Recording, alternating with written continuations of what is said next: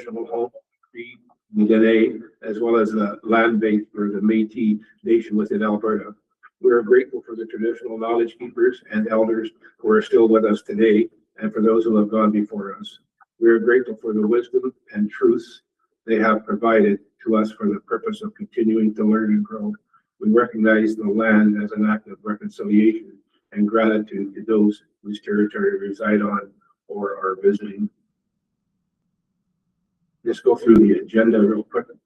In the consent agenda, 2.1.1, minutes from the regular meeting. 2.2, substantive motions. 2.3, financial monthly report. Can I pull that? Before me, yes. 2.1. Oh, sorry, you can pull it. No, standing committee reports. Trustee school community reports. Can I pull that? Which one? Actually just the idea, because I 2.5? Yeah, 2.5. So we got 2.5.1, the Worsley parent council. 2.5.2 is Manning Aurora Composite School Council. 2.5.3 is the Manning Aurora Composite Council from December. 2.5.4 is Fairview High School Council meeting from January. Then we have the superintendent's report. I'd like to pull that, please. Then in 2.7 in correspondence, we have 2.7.1 is a February 3rd request to meet with the Cleardale Ag Society. 2.7.2, the Pembina Hills letter to the MLA funding for union and non-union staff compensation. 2.7.3 is an invitation to HFCRD for our joint board meeting in May. Review and adoption of the agenda, procedural consent. So do we adopt this agenda right here, right now? Yes. Consent agenda? As amended, Yeah, as amended. or with the following items removed here. Okay, so if we can have a motion to approve the consent agenda with 2.3, 2.5, and 2.6. Paul? All in favor of that? And yeah, sure. We're 4 and 7. So 4.1 is the draft school year calendar. 4.1.1 is the Meadow Simon School calendar. 4.2 is the Fairview Junior Senior High Washroom remodel tenders. And then in generative, we've got 5.1 Council of School Councils, 5.2 Friends of Education discussion, 5.3 preliminary education plan discussion, year 3, 5.4 the Cleardale Ag Society agreement addendums, 5.5 delegations none, 5.6 departmental presentations none, 5.7 standing committee agenda items, 5.8 quarterly financial, and that's not this month, that will be next month. Get into 6 in our fiduciary.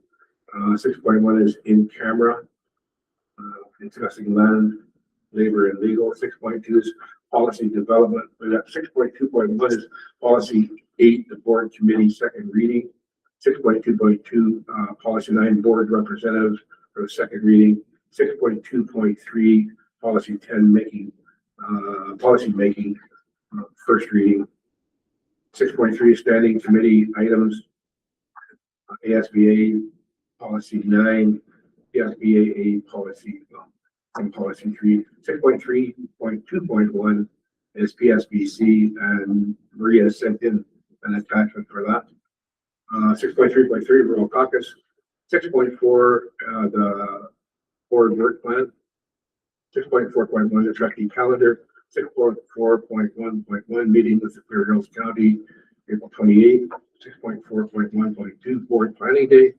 6.4.1.3 attendance at the PSBAA spring general meeting.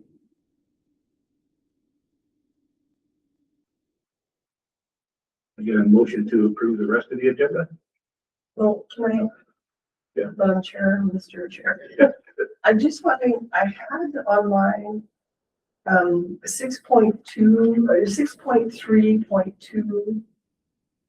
Sorry, no, 5.3, and it's not there anymore. The education one. No, it was Cleardale facility. Maybe I have the wrong number. I'll go back to yeah, it was 4.3. That's what it was. 4.3 Cleardale facility agreement, and then 4.3 rental, and it's not on there anymore. So I'm just wondering, did I misread? Obviously, I'm gonna go to. I'm just wondering if that's under 5.4, because there were addendums on those items. Let's see. Is yours off? The screen's not on. Yeah. I was watching this one. Hey, off. So there's a ghost. Okay, we're going. Yeah, you turned your shut, Chris, here. That one's on Yeah. now. Oh, this one's on. Yeah. That's good. We're good now. Oh, now it's on. Yeah, a couple of people watching the Olympics in town just had their TVs turned on.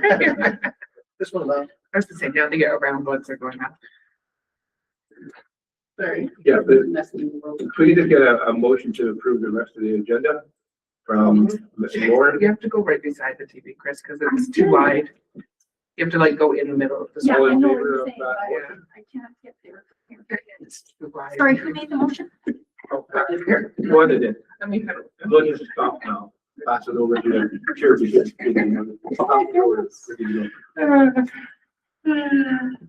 secretly do it. No, yes. Just this one. Yours is on it? Yeah, that just came out. 2.5 was, yeah, we just generalized, and yeah. Okay. Perfect.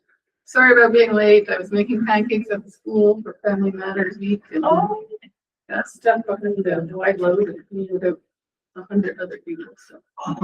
Carry on. Okay. So we approved the agendas, so we're rolling right into 4.1.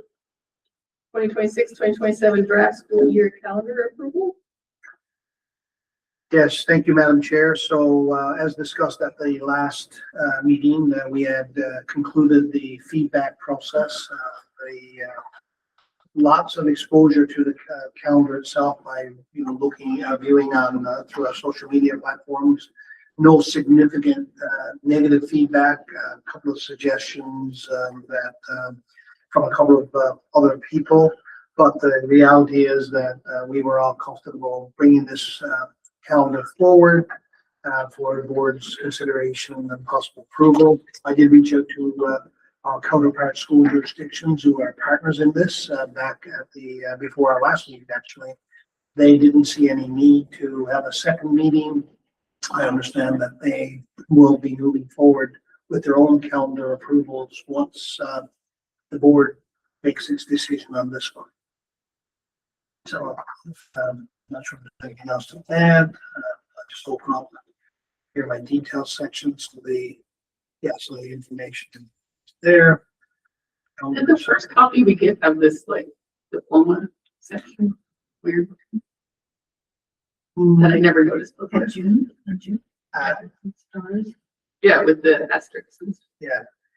Because, and that, Madam Chair, that was pretty significant because if the diploma exams had been the previous week, then the logical perhaps end date would have been Thursday or Friday of the previous week, but the exams, of course, extend into the next week, which is why we end up having to go later in the year. And of course, whenever Labor Day is late, then you have a shorter time frame to get your instructional hours in throughout the year, so it tends to push toward the end of June. And so on the 28th of June, and also it looks like a half day in the 29th is just teachers wrapping things up. Or is it staff meeting? Yeah, so it'll be, you see so you have operational day for, you see there's K to 6 and 7 high school and junior high. So sorry, K to 6 and 7 to 12. So the orange is an operational day, no students present. Of course, the 28th, some students will be present at the high school level because they'll be writing exams. But I think that diploma exam is a low, I'm not sure what it is now. It'll probably be size 30. So not a large number of students being present that day. So in reality, for most students, previous Friday will be the end of their schooling, with the exception of science study writing. And also just to acknowledge efforts from staff. There are many staff members who, during those last couple of days, are tracking kids down to get that last piece of work in that might have been outstanding for a week or two, so they can get all the evidence that they can possibly get to make final decisions for the non-diploma exam portion as well. Is there any potential, like as an elementary school teacher, I just wonder about the teachers. Is the time in the calendar, do they have to be there on the Monday? I just think about people who might be traveling, and so you kind of compel them to stay for that weekend. And, it'd be an advantage for a Piece 10 to have that perk that if you're elementary, you really could wrap up on Friday. So, Madam Chair, the last day for school I'm just looking at that. So the last school day of classes is the 25th for primary elementary teachers. And so the primary elementary teachers then have 2 more days of work afterwards, whereby, or the day and a half, 1.5 days of work afterwards, where they can, once the students are out of the building, they come back, tidy up, pack stuff away for the last unit of work, get ready to go on summer vacation. And this meets the requirements. This meets the Alberta Ed requirements.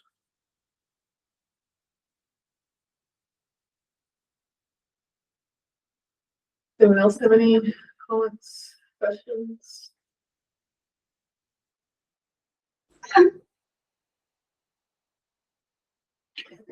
I'm sure the only other thing I'll mention is you'll see over in the upper right hand corner in the summary. So K to 9 in high school, 194 operational days.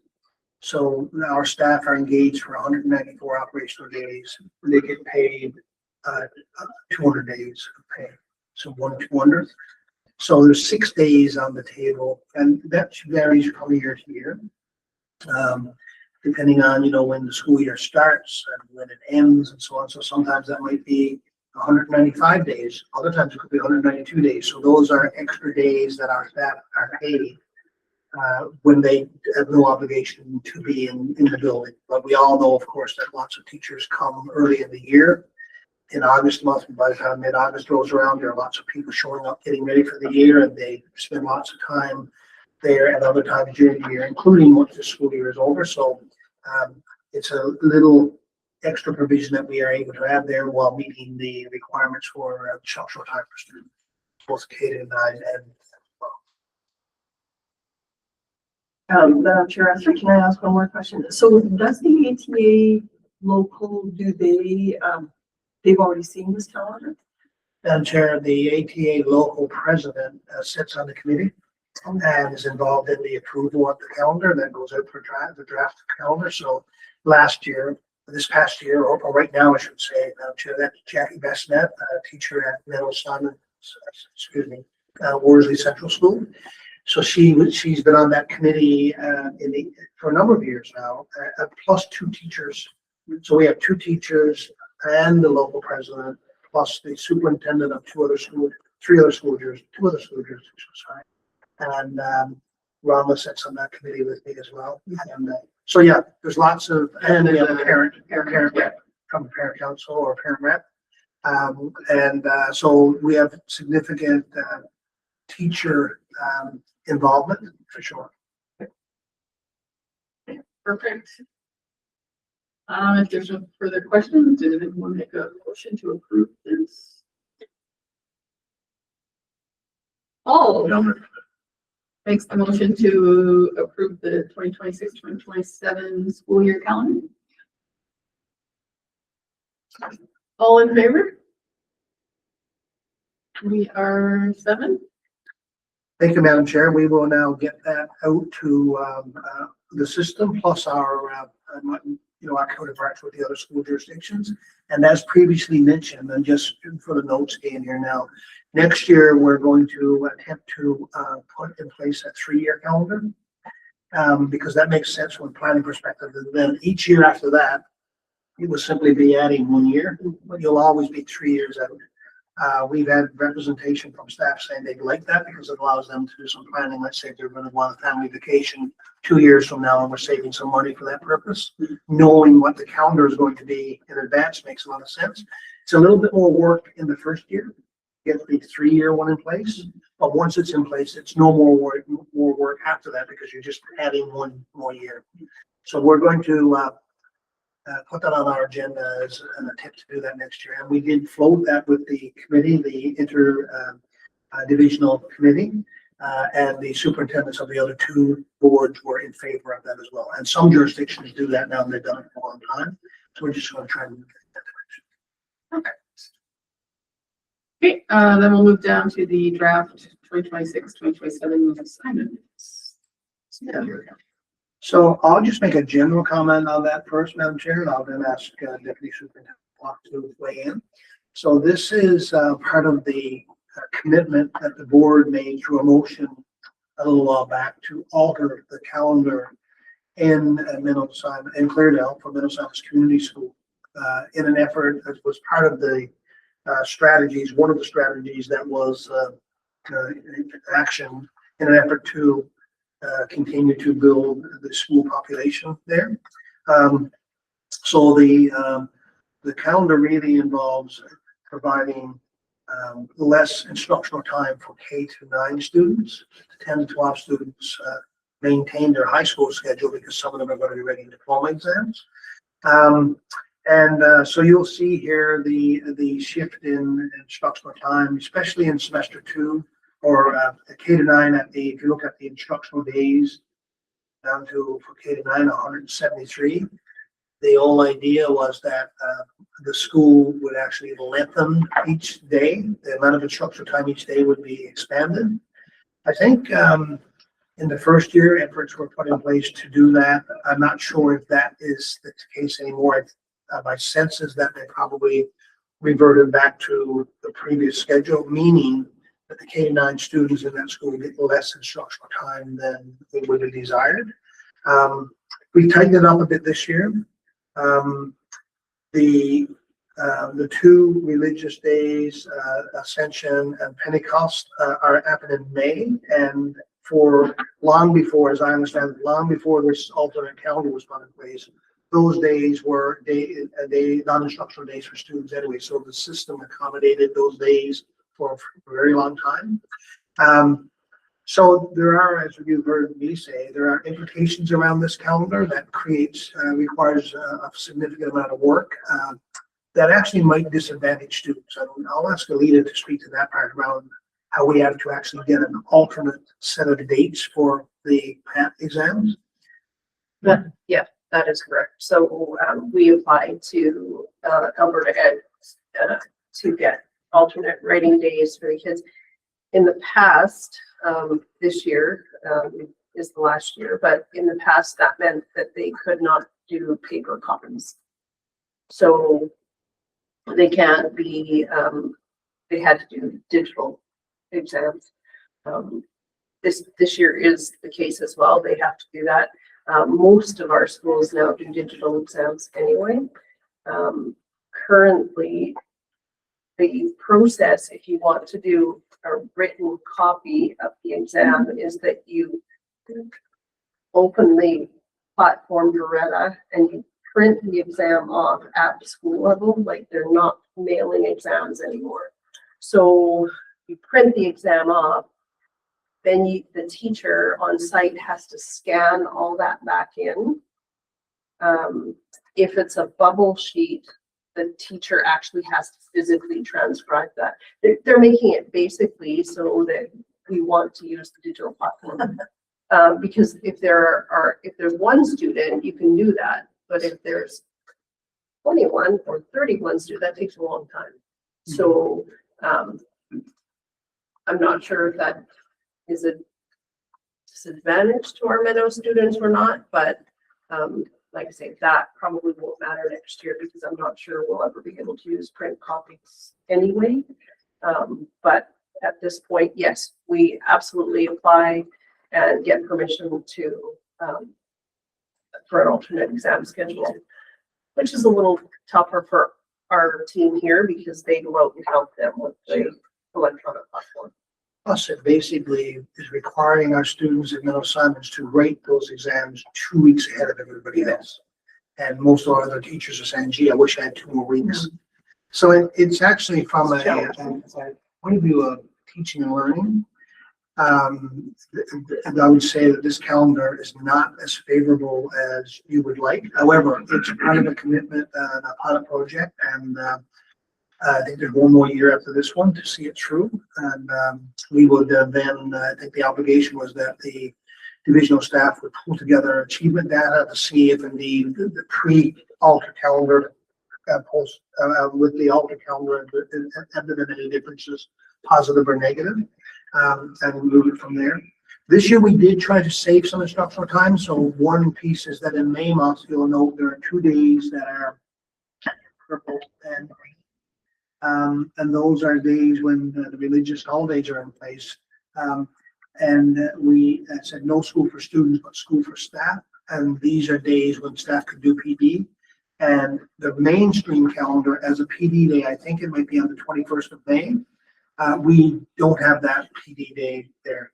Staff did request it, and we said no, because they have actually 2 days in May already, and a third day wouldn't make sense to shut school down. We lose another instructional day.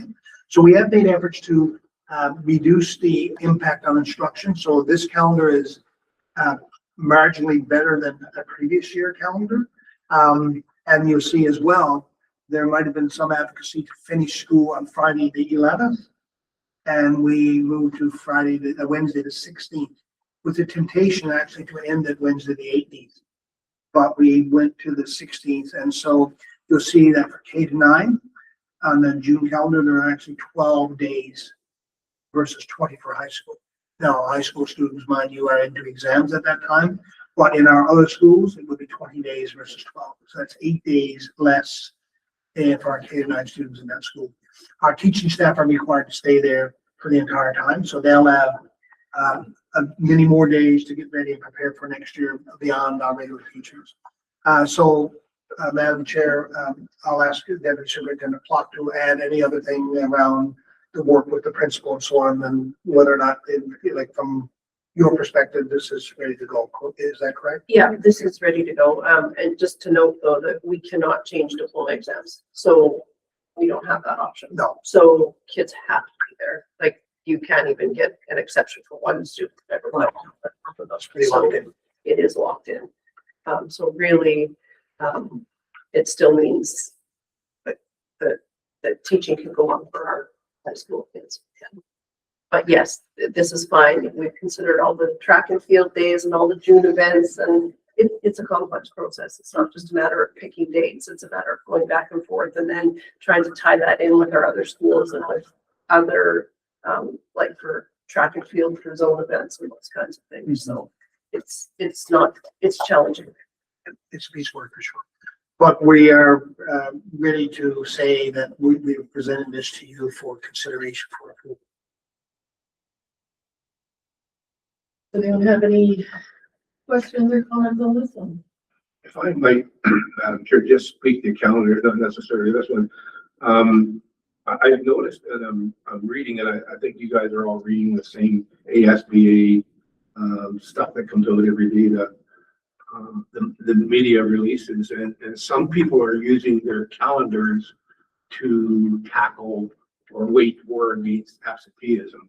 The one school board, and I wish I'd have taken a note of it, has changed their bell time so that their students are only attending 4 Fridays for the whole year. which would get rid of the absenteeism due to all of the sports that, the Fridays come upon.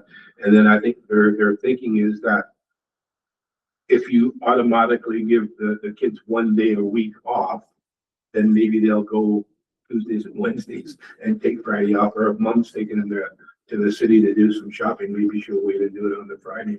And I know that we've already agreed that we're gonna, the next time we sit down to do calendars, there's gonna be a 3-year calendar. And I'm wondering, I also know that we're also dealing with Holy Family School Division and the Northern Francophone School Division when we're doing this. So when we do calendars, ours kind of sort of has to match theirs. But we do know that absenteeism is one of those things that's pretty high on our list. Is there a way that we could do something with our calendar to, it would be longer time during the regular school day, but would that give us more days off? And could we convince people that maybe it's okay to send your kids to school more during the 4 days and then have that 1 day off already scheduled?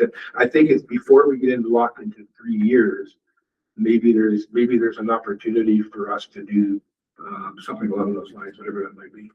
Yeah, Madam Chair, absolutely. There's lots of flexible calendar options that are at play, and the recent municipalities meeting had some data around our achievement results. Toward the end of that slide deck was our pattern of attendance Mondays to Fridays, and the worst attended day is Friday, followed by Monday. So it would address the missing the students who miss time because of sports and so on, for sure. We get some pushback perhaps from some parents around daycare. That will always be an element. Some school jurisdictions, like Fort McMurray, they have a very non-complex setup. All of the schools are in the city. So driving the geography is not complex. I'm not suggesting for a moment they're not a complex system, but their demographics and their layout is different. So they, for a long time, they do an extended day every day for 7 days, so that every second Friday is off on that for students, and they do PD. So there's a model. Of course, just north of us is Fort McMurray school jurisdiction, and they finish all their core instruction. I think it is in April now. So they do the diploma exams in December and April, and then after that, it's focus on other things, including dual credit programs and a number of other focal points.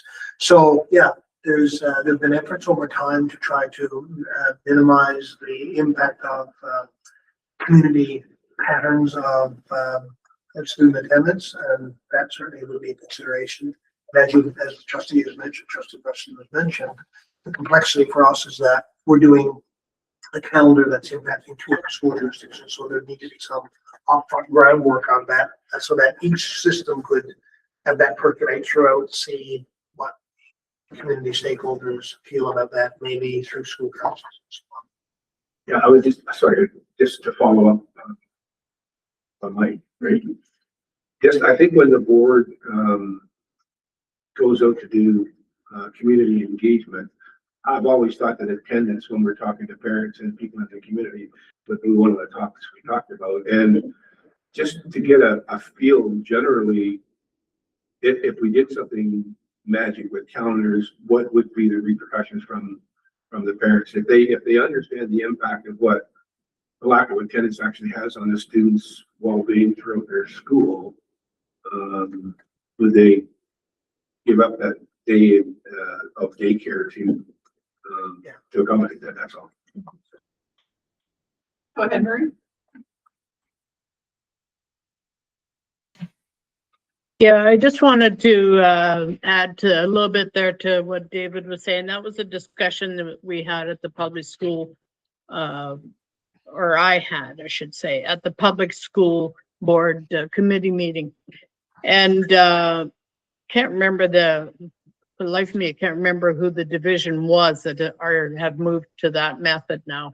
And they were saying that it added only a short amount of time at the beginning of the morning and a short amount of time at the end of the day. And the parents and the staff were all happy with it. And there was only four days a year, 4 Fridays a year that the kids kids and staff had to attend. But they were all very happy with that. So, and another thing that the division had said was that the school bus costs were lower as well. For transportation costs were lower there. So anyway, it's something that because we, like David said, we got issues with it in the north. They got issues with it all across Alberta. It's not just us. So it's something that we could possibly be looking at maybe in the future here for, like David did. My daughter's cooking something here, and I'm gasping for breath right now. Anyway, just take it from there. Okay. Go ahead, one. So I know that the impacts on K-6, and because of daycare, like I would say that probably nobody from 7 to 12 is worried about daycare. And so K-6 and the absenteeism, I wonder, is that mainly a high school phenomenon? Because I just wonder, K-6, how much sports are they being drawn away for? But I'm just saying, is it a different reality for K-6 to the high schools? Madam Chair, no doubt sports contributes significantly to the amount of time that students are in front of their teachers. When we report student absenteeism, though, we often don't report that absence because it's an excused absence and they're traveling as ambassadors of representing their school and division. So our student attendance rates that we report is when a student is out for other reasons. So in fact, oftentimes what gets reported is a better picture than what the reality is. But the attendance patterns start in the kindergarten grade 1 year. So we have kids that by the time they reach grade 4, they've missed a full year of school already. So the attendance, or I should say absenteeism issue, is significant right across the board. And yes, grade 7 to 12 students have other reasons to pull them outside of their building, especially if they're actively involved, that you wouldn't see at play for K-6 schools, but it's a very, very pervasive issue right across our system. I'm sorry. I guess I just got a couple comments on that Friday off. I know Worsley School Council years ago was when they actually proposed a calendar where they asked to have every so many Fridays off. I think there would be definitely schools that would be very interested in looking at something like that. And the main reason was sports, because when we travel for sports, I know when we have a tournament on the weekend, we'll get messages from the teachers. You need to be in school until after that time at least. You can't just take off in the morning. So they're really trying to keep kids in school as long as they can, but it is definitely, there's that. And then also, I guess just on the topic of absenteeism, it was something that came up on at a school council meeting. And I know there was just comments made that sometimes it's very hard to accurately track absenteeism. It wasn't always explained, and just, I don't know all the details of it, but sometimes just absenteeism in itself, it's very complicated. And they were questioning, I think, if it's always accurately tracked, if we always know the reason why kids aren't at school or late or whatever. That it's hard to always chase everybody down to see why we're here or whatever. It seemed to me like maybe not everyone is good at actually tracking accurately. I think technically no one has to tell you why your kid's not in school. Right? Yeah. Like, so even if we do track them down, you're gonna get pushed back there. Like, yeah. You won't always, I'm sure you won't always know the exact reason for sure. There's a requirement, of course, on our end to actually be as accurate as we possibly can with regard to the reasons why students aren't in school. But as the trustee has mentioned, that's not always as clean as theoretically it might seem to be. But yeah. Question there, Chair.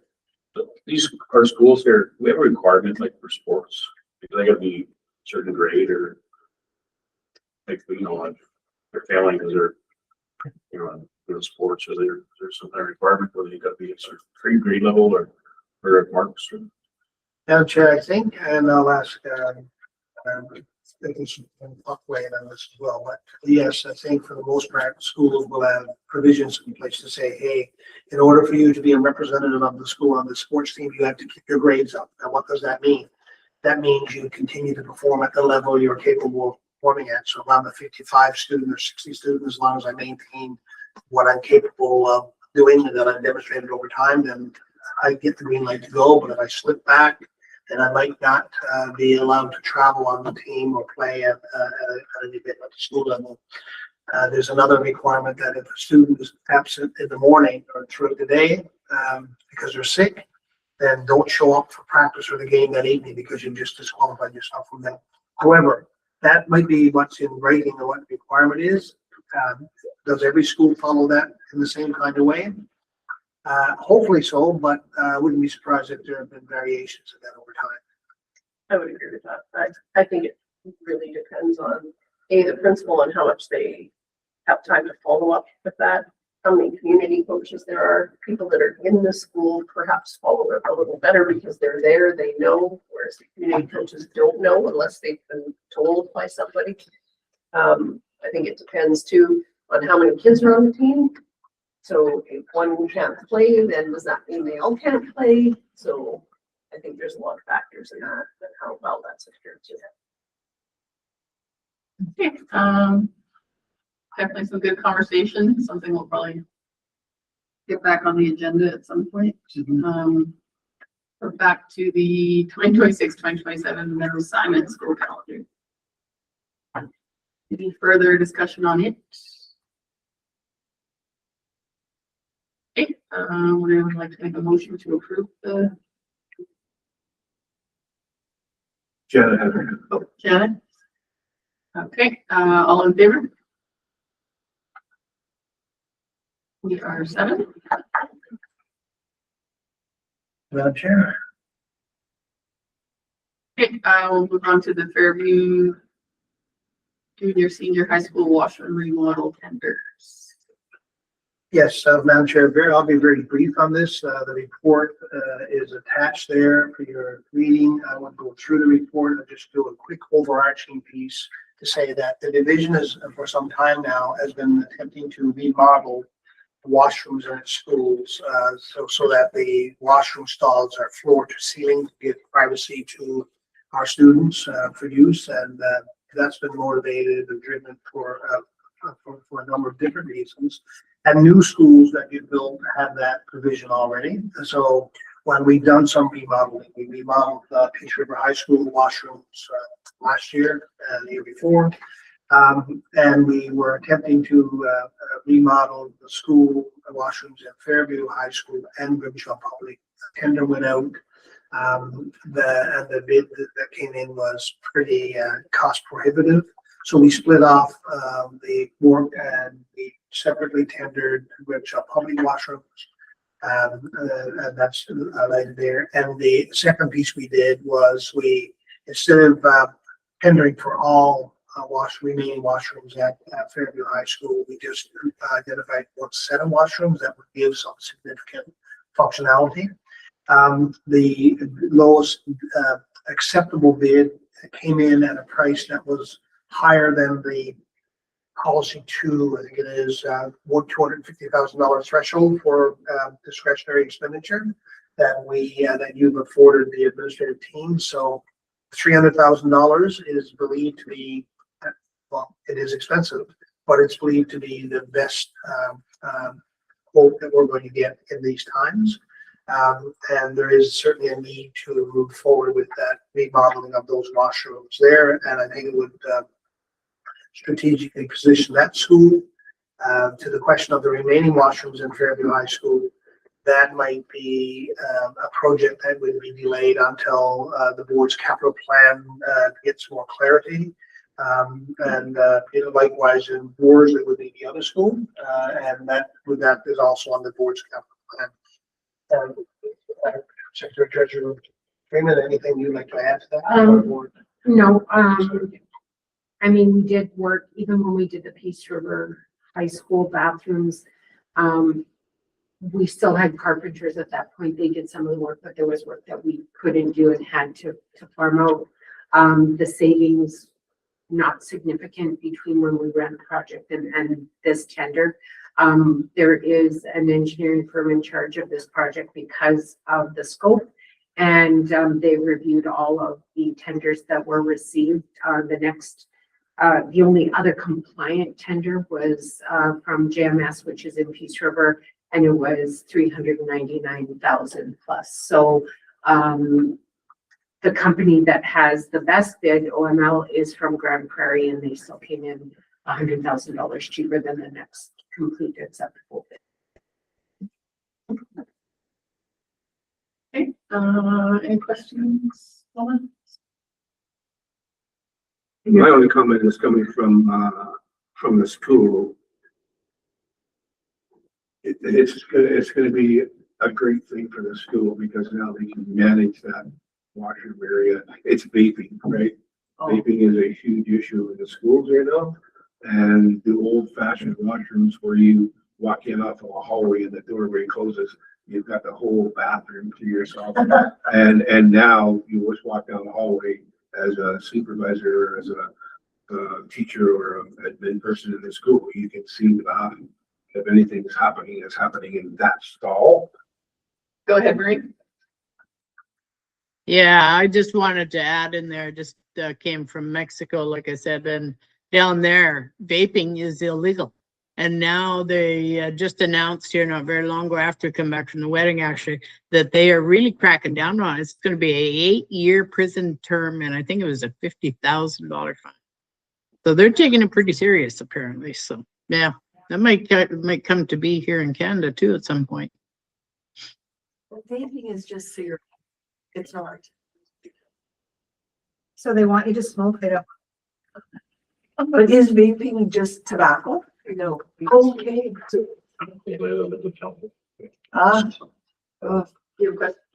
So yeah, just looking at the cost of renovating the Griffin Public bathrooms and versus Fairview, it's probably because the building is older, there's a lot more work to be done into that. That exactly. So the design of the Grimshaw public washrooms already has the line of sight supervisable construction, but they don't have the floor to ceiling dividing walls for the stall. So that's why it's so much cheaper. It's funny how old is that school? Yeah, 2017. Yeah. But Hines Creek has it, and it was built way before. Yeah. So, Madam Chair, the bottom line is that at this juncture, this is the very best option that we've been able to come up with. This is the second round, as mentioned. It was tendered with Grimshaw Public initially, and we decided that, I think it was north of 700,000. So we had to split it off. Grimshaw Public, you see there the amount for that because it's a smaller project, and we believe this is the best, most financially feasible option right now for us. And this was in our budget. These are IMR funds, so infrastructure maintenance and renewal funds. So this isn't part of the annual operating budget. This is the allocation of maintenance funds that we get every year. Any further questions? Okay, would like to make a motion to accept the recommendation for the washroom remodel. Marie, you're making that motion? Okay, Marie makes the motion. All in favor? Aye. We are set.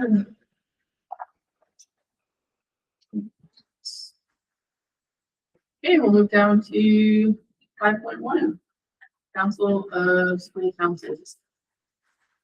So, Madam Chair, this I think is on the agenda for conversation for a possible upcoming meeting. And what do we want to have conversations about? Recently, we went and looked at where the Council of School Council meetings come from. So, review of the Ed Act, it's not anchored there. The only anchoring, the real anchoring of this is has to be in Board Policy 2, where it says that the board will encourage formation of a council versus necessarily having meetings. And there used to be 2 meetings, and a little while back, one of the things that was expressed by some of the attendees was that it's very difficult to attend 2 meetings. And if I recall correctly, some were saying this in the spring meeting, and the spring, of course, is really busy in this area with seeding and so on. And the fall could be as well, depending on how late in the fall. But I think the fall meeting used to be perhaps in late October, November. I think early November, but right Yeah. before we went to Yeah, the NG. of course, it didn't happen this year because it was election year. So there's a couple of things there to discuss. One, does the board still feel that it should be organizing and having a school council meeting? If so, how many? And what it looks like. So one piece of work suggests that the school jurisdictions who do this will call a meeting, and it's a meeting that's for one representative of each school council who chooses to attend. And then there's conversations on unfold. So I guess the purpose of this topic today is to say, hey, you know, is the board still desiring to have a meeting with the council of school councils? And if so, we'll need to look at a possible date or possible dates, and then look at what an agenda might be. You heard me say before, and I'll say it again in this public meeting that's being recorded here, that if we do go with another meeting, one of the things I'm going to require as your superintendent is a situation whereby any members of the school council who are also employees, there's an additional layer of protocol that they necessarily need to be mindful of. We had a situation in a previous meeting whereby some of our own employees who were council members at a particular school council were actually you know, the kinds of conversation that was unfolding. The superintendent at the time was, you know, in a situation where staff members were really bringing matters to the forefront that ought not to have unfolded in that setting, that they were better to have unfolded in a private conversation with the superintendent. I think that is important to maintain the reputation and integrity of the corporate entity and the staff that you know, are hired to carry out the wishes of the board. So, but that's a responsibility that I would take on, and reaching out to all principals to say, hey, if you know, for the upcoming school council meetings, if the board is going to continue to have whoever wants to show up, or you know, 2 or 3 representatives from each school council, my responsibility, I think, would be to reach out to each principal and say, hey, if you have a council member who's also an employee of the Peace River School Division and wears the team jersey, just remind them of the importance of ensuring that at this meeting, matters that they bring to the forefront would be matters that would be suitable for a school council, and they have to be mindful that if they're going to weigh in on that, they weigh in a way no different than if they were meeting with the deputy superintendent or some other staff member here. So I guess to summarize it, Madam Chair, the conversation is around, does the board desire to pull this school council group together again this year? And perhaps if you do, the conversation might be around saying, hey, when we bring them together, one agenda item might be, do you find value in this gathering? Would you like to continue it? And if so, how often? And what would be the topics of conversation that you'd like to have conversations about? Twice in the last short little while, we've had the provincial body come in and do a session about the role of school councils and what its function is and what it's not. Both times they were pretty thorough presentations, but like in most situations, I'm not sure how deeply the message is penetrated back to each school council. You know, and so anyway, I guess, is there going to be a meeting? If so, what does the board wish to achieve at that meeting? And we can then take action on your behalf. I have lots of opinions both ways, but I'll let everyone else. talk. What did you say, sorry? I have lots of opinions on both sides of the coin on this. But I'll let everyone else talk. Madam Chair, so I'm just wondering, so there was one the year before last. Yes. Okay. Did we do one in the spring or just in the fall last? Like, not last year, but I think we did one. did we do one in the spring of 2025? Or did we just do the fall of 2024? Yeah, I don't know that we did I one can't last year, remember. but we did, and I'm not sure if we did one last fall with the, Adam transitioning out, but, so that we need to check. We probably did do the fall of 2024. Anyway, And that might have been the very last one, October or November.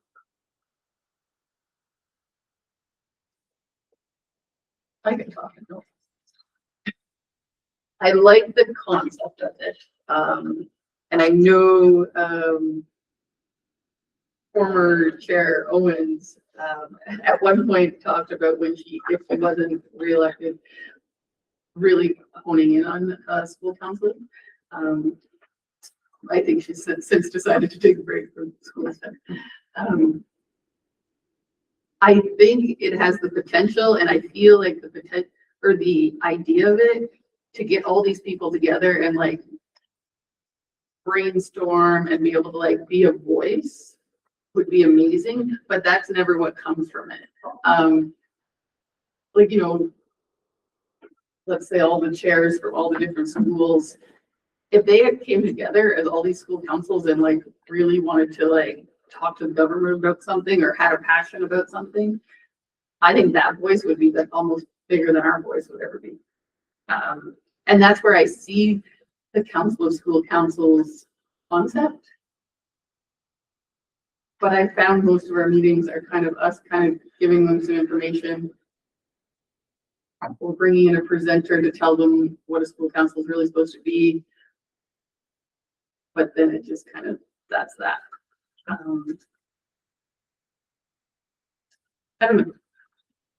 Well, I wonder, as trustees, if we decide to go ahead with the council of councils, maybe the trustees could do some pre work to say, hey, wouldn't it be great to get together because your voice, like really, your voices are stronger with the government. You represent parents and that matters a lot to them. Yeah. And maybe set them up for being more proactive when they get to the meetings instead of just sitting back and being receptors. The only thing is, I think most people who are on school council, they just want to look after their school and do not little things, we do not need that. But they just want to focus on their school and they don't want to see that big picture, which is totally fine. But then there's no point. Then I don't know. Because I think I've attended it as a school council person and as a trustee. I don't know. Go ahead. So yeah, I also have, I guess, several ideas. I've been to the school council several times, and I always found it interesting, but I know there's not a whole lot of people attending. But for me, I would personally say school council training, what a school council is extremely important, and it's important to all the people that come. Like there's so many things sometimes that come up at a meeting that shouldn't be there. People confused.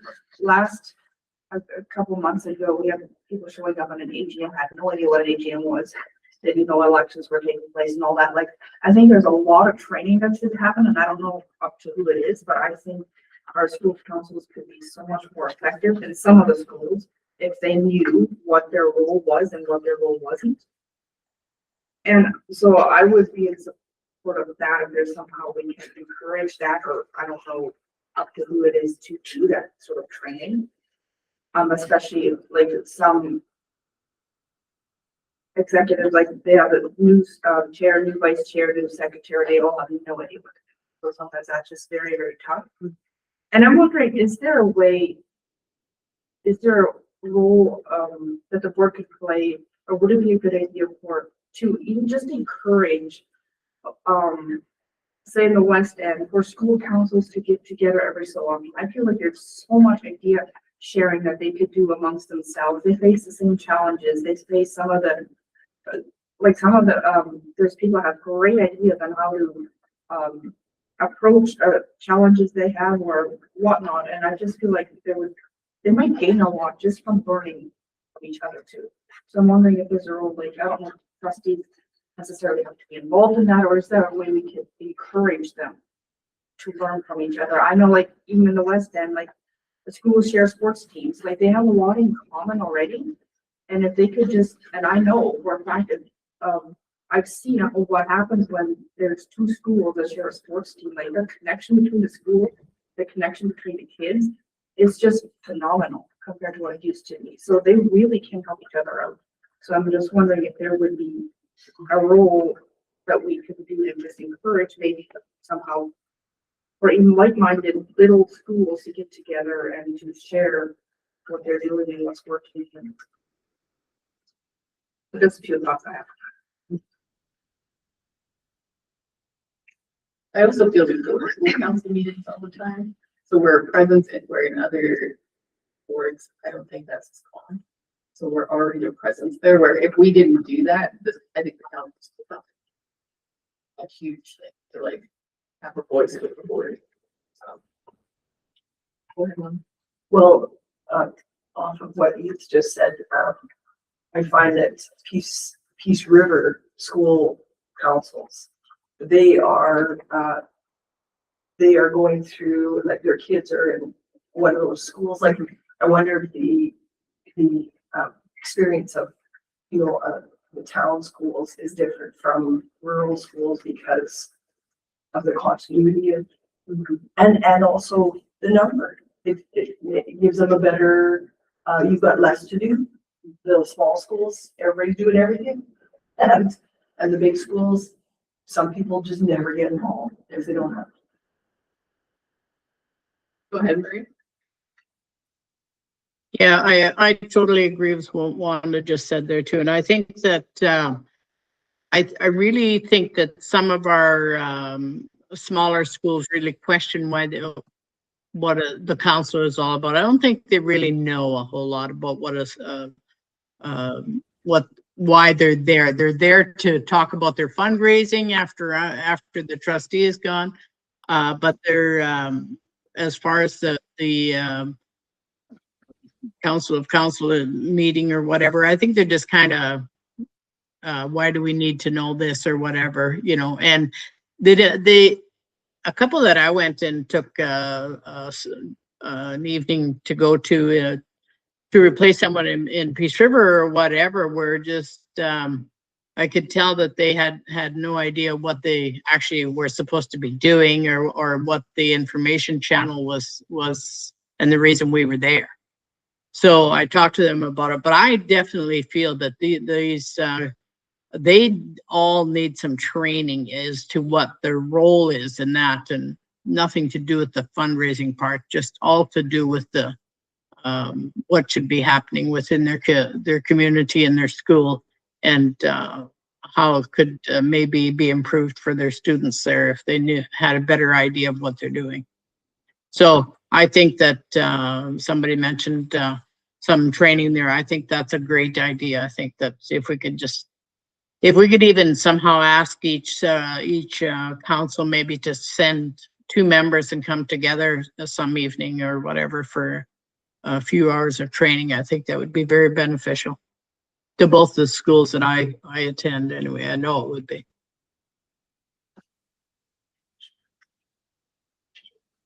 Yeah, I think that the Council of School Councils is the most underutilized group that I've ever seen in my life. I mean, I've got 2 schools in Fairview that are both inventing their own wheel, instead of kind of coming together. But at the same time, we have some of the most dedicated people within our system and parents that are attending there that really care and that things really matter to them. Also, the Council of School Councils is a pretty expensive evening for the board.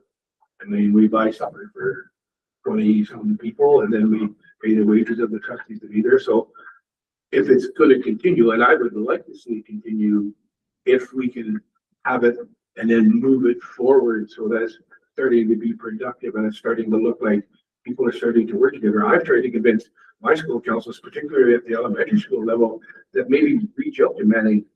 At the time it was Manning Elementary, you know, with some of the things you're doing, like reach out to the other school councils and instead of working through that same process, they've already done that, right?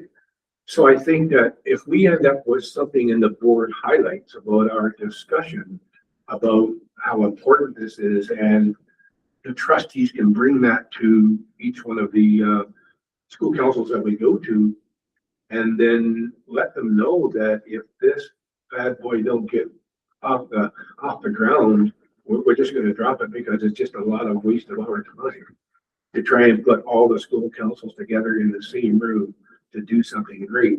Doesn't mean we can't have the 3 West End schools come together to have a joint council meeting. That would be fantastic. Or maybe a couple of schools from Fairview can go there and do that as an exercise in the vote. But when we have all of our school councils represented at the council of school councils, it has to be something where everybody can't wait to get here and say, yeah, I've got some stuff that I want to see on the agenda. This is what I want to look at down the road. My kid just went into grade 7 and now I'm on that council and this is what I'm looking to do, right? So somehow it has to be us that drives that now. And I would suggest that we have one and have it before May, already February. But get out there and hammer on the school councils when we go there as trustees representing the board and say, you know, this is kind of like the last kick of the cat. This school council is going to be something. You have to get into it now and start demanding some stuff. Because if we have a council of school councils representing all the parents in our school division advocating for something on the behalf of the division, it's huge. So I would like to see it this spring. And if it doesn't get traction, then there's nothing in the Education Act that says that we have to do this. And we left it in the policy because we weren't sure at the time where the board wanted to go. If I may, as a principal, I can give you some insight, certainly. So the School Councils Association, if you go to their website, they will do a lot of free training.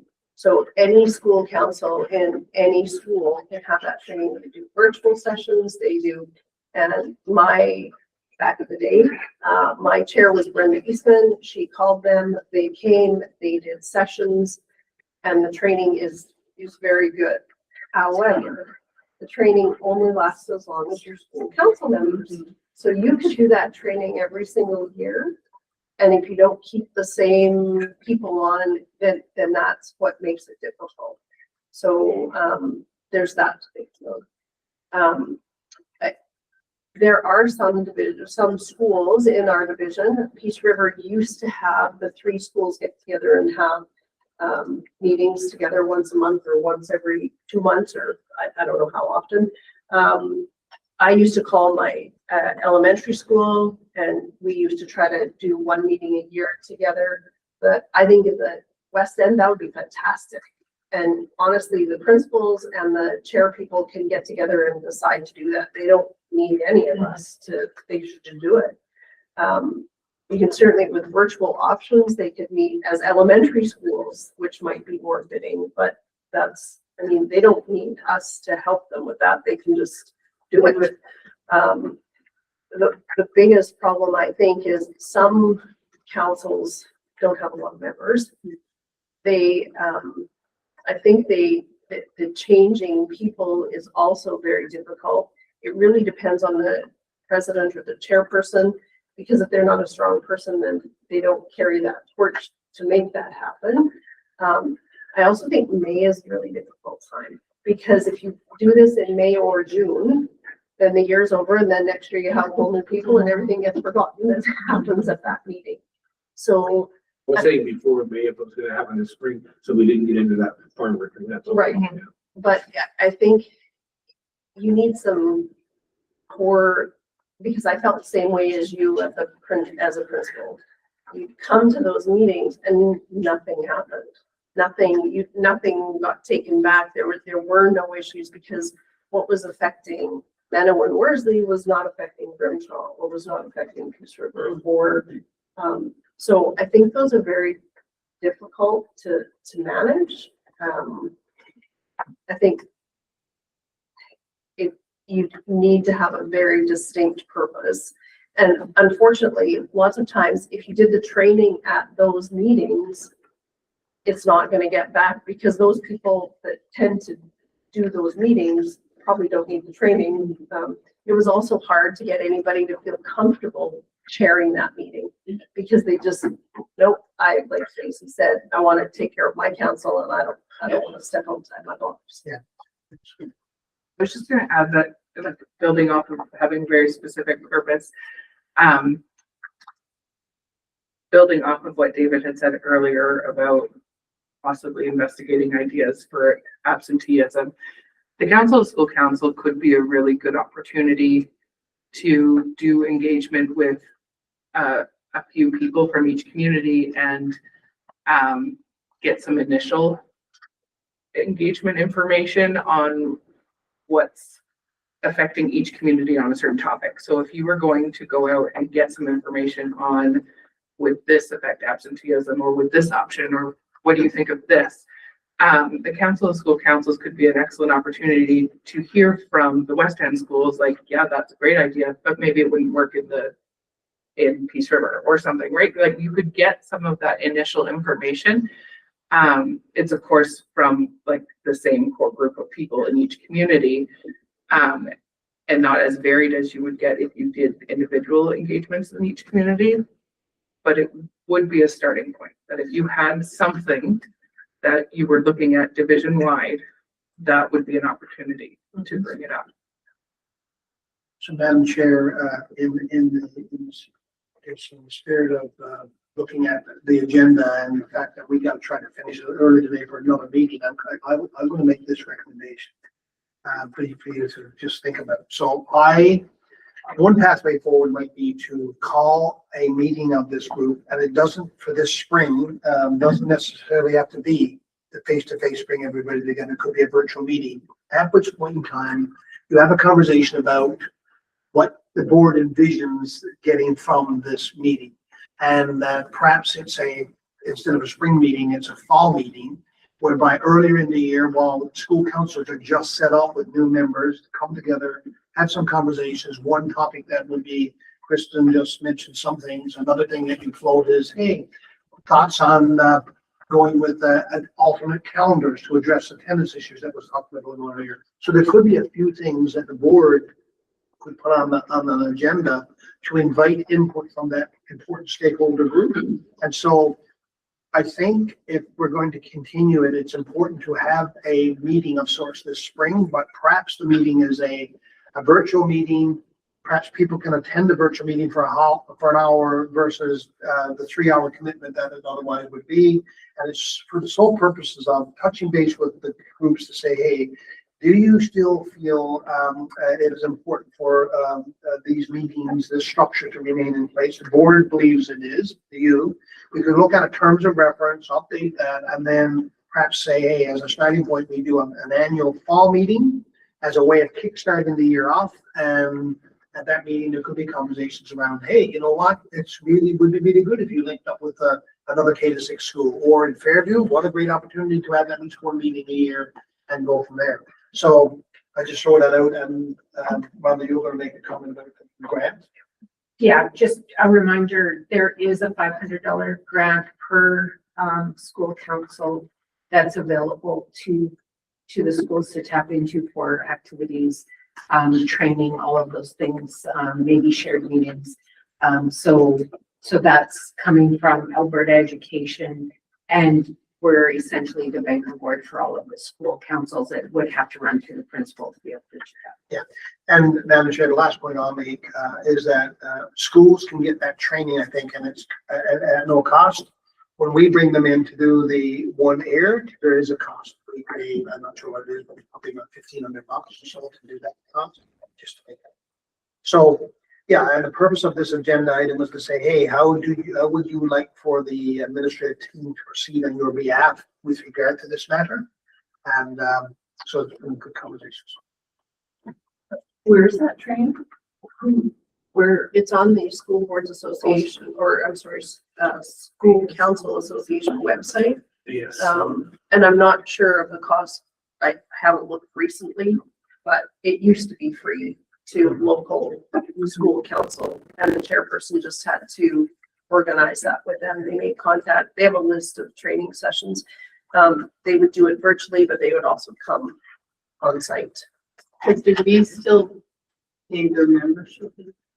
We're still paying the membership, so at a division level, we're paying the membership for all of our schools. To the ASCA, right? And perhaps it's just a communication. Maybe our schools don't know that thing. I don't. Well, and I know I used to remind, because it would end up on we talked about it in one meeting, but I definitely not reminded them in a long time. And I don't want to run this any longer, but I think that Kristen probably hit on some pretty key areas. There, we've got some great folks that, maybe are looking for a little bit of a project or a little bit of something to do. And I think that all of the trustees either bring a printed out copy of our board highlights, or we make our own notes out of our board highlights, and that's what we report. So if we have something in this month's board highlights that talk about our discussion around school councils and where to go with our school councils, then each of us as trustees can talk to those about that. And if we agree to just kind of leave this today with where we are and put it on the agenda for next month, maybe we'll come back with some, okay, well, I talked to my student school councils, about this school councils, and there's some great ideas that maybe we will get to something in November that really works well. But then it'd be a back and forth, and the school councils along with the trustees would be involved.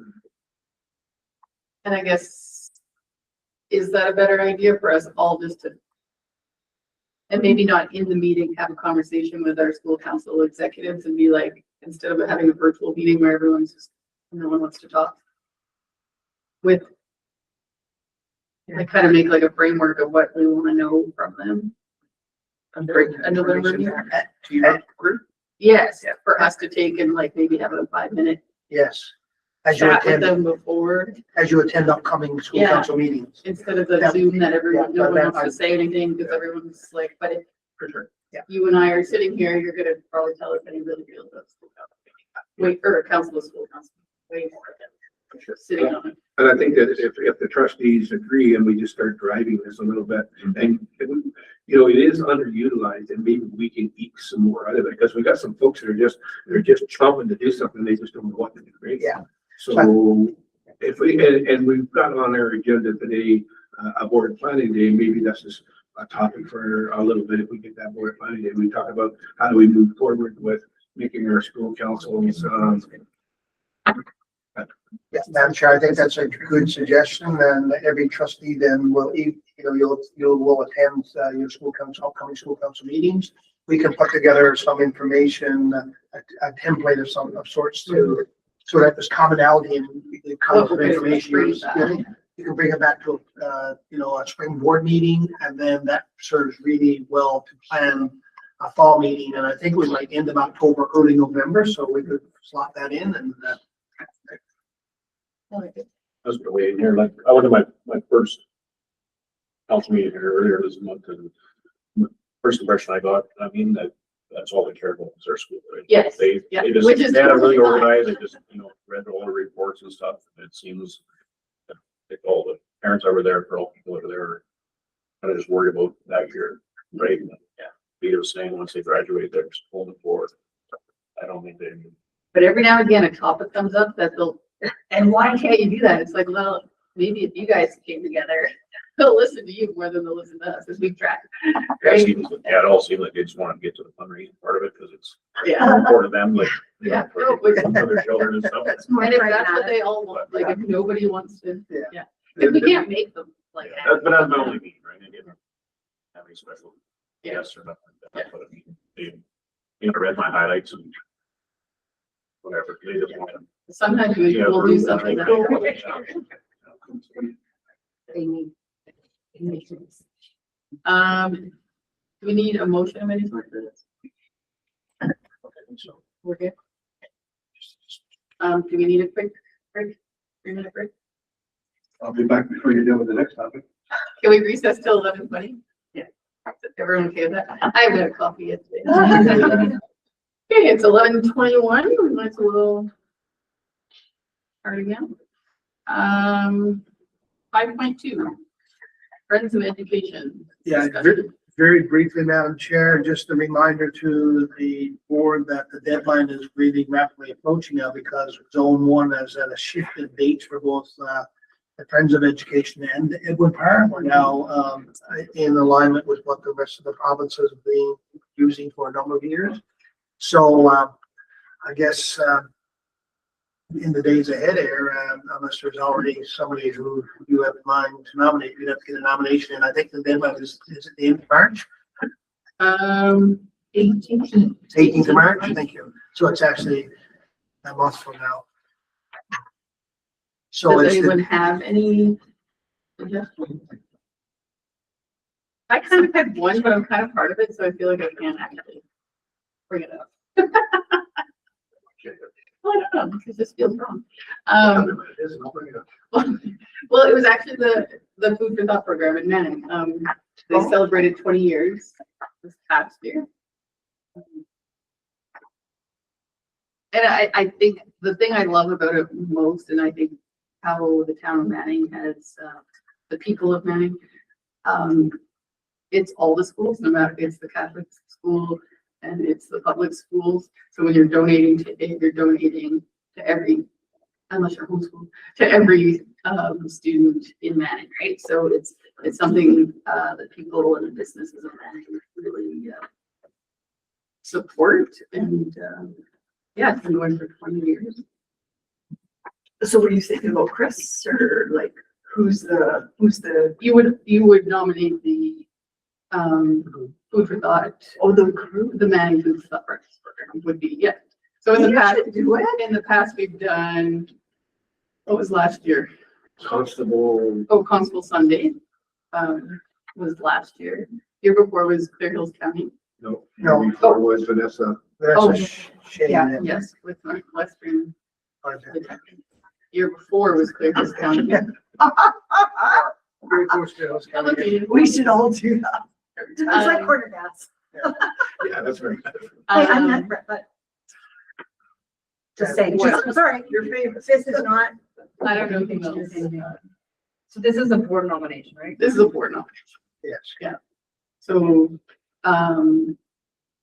Well, I have also been involved with them because Chris, then whatever, had got all that group to apply for that $10,000 grant from Farm Cafeteria. to oh, build that was a- the Enhancement Society. Also, the That was the School Enhancement Society. Well, maybe she had to her. Yeah. Both.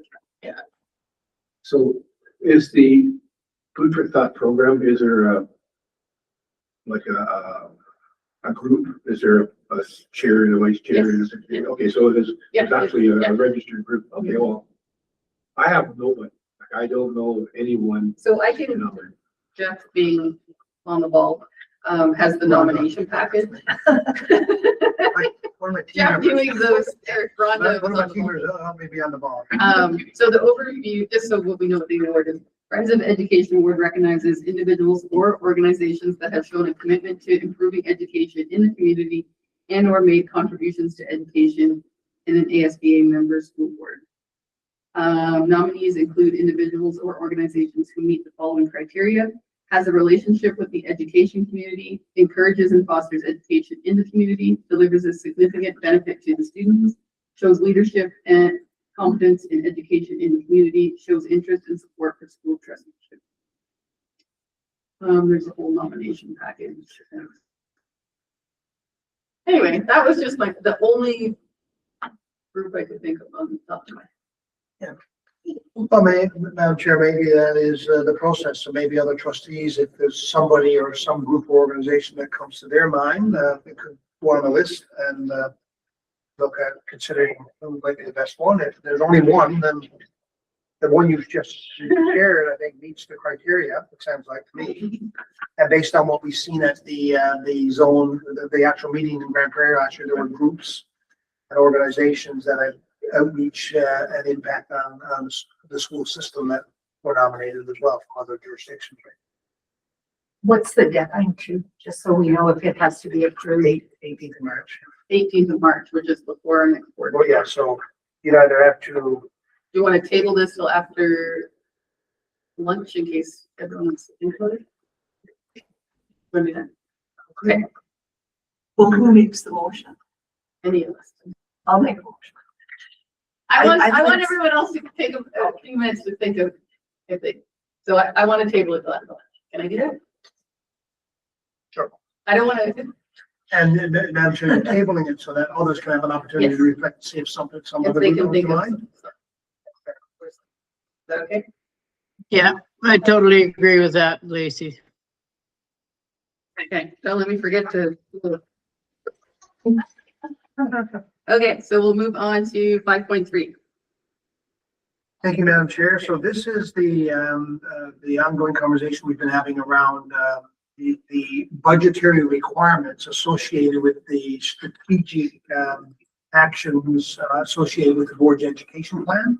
And of course, you've heard me and others say over time that it's really critically important for the board to ensure that when it's going through its annual budgetary cycle, that it factors in the cost associated with delivering the strategies outlined in its education plan. So this is what this topic is about. So I'll just set it up and then turn it to you, Madam Chair, and the trustees for further conversation. So We have no attachments, correct? no, there's no attachment there. And maybe we can get copies of the plan. I don't know if we should print a copy. That's okay. The digital version is right on the home. Oh, yeah, yes, on the webpage, yeah, thank you. If you go to the division webpage, it's right there. So I'll just quickly frame this. So the board has identified three very important priority goals, one around literacy development, one around numeracy development, and one around inclusionary education, and culture. And in it, there are references to divisional strategies. So under each goal, there's the divisional strategies, and it often says central operations staff will. So automatically, there's a budgetary implication that there's going to be the cost associated with those central operations staff members who are the engines that will drive the board's strategic plan. Sometimes it also references the necessity to develop and deliver professional learning, whether it's around collaborative response or whatever. So I think the strategies are well outlined, and from those you can see the cost implications. And I won't go through all of those now, but I'll go to the last section then, in the budgetary section. Within the budget section, which is toward the end of the plan, page 14 and 15. The budget highlights are there. And then on the very next page, it actually talks about the budgetary implications associated with this plan. So literacy and numeracy development, maintaining central operations coordinators to support teachers with the new curriculum, with literacy and numeracy and so on. Maintain student support workers and Indigenous education workers. And that was around the social emotional wellness piece last year. We talked about that. So the board has done an excellent job in my mind in laying out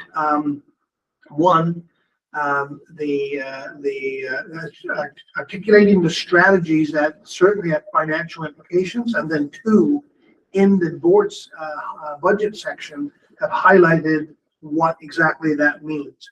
And so I guess that's really, really critically important, because if we're going to say that the central operations team will work closely with school administrators to ensure strong, solid best practices in teaching literacy and numeracy, then there needs to be central operations staff members to do that.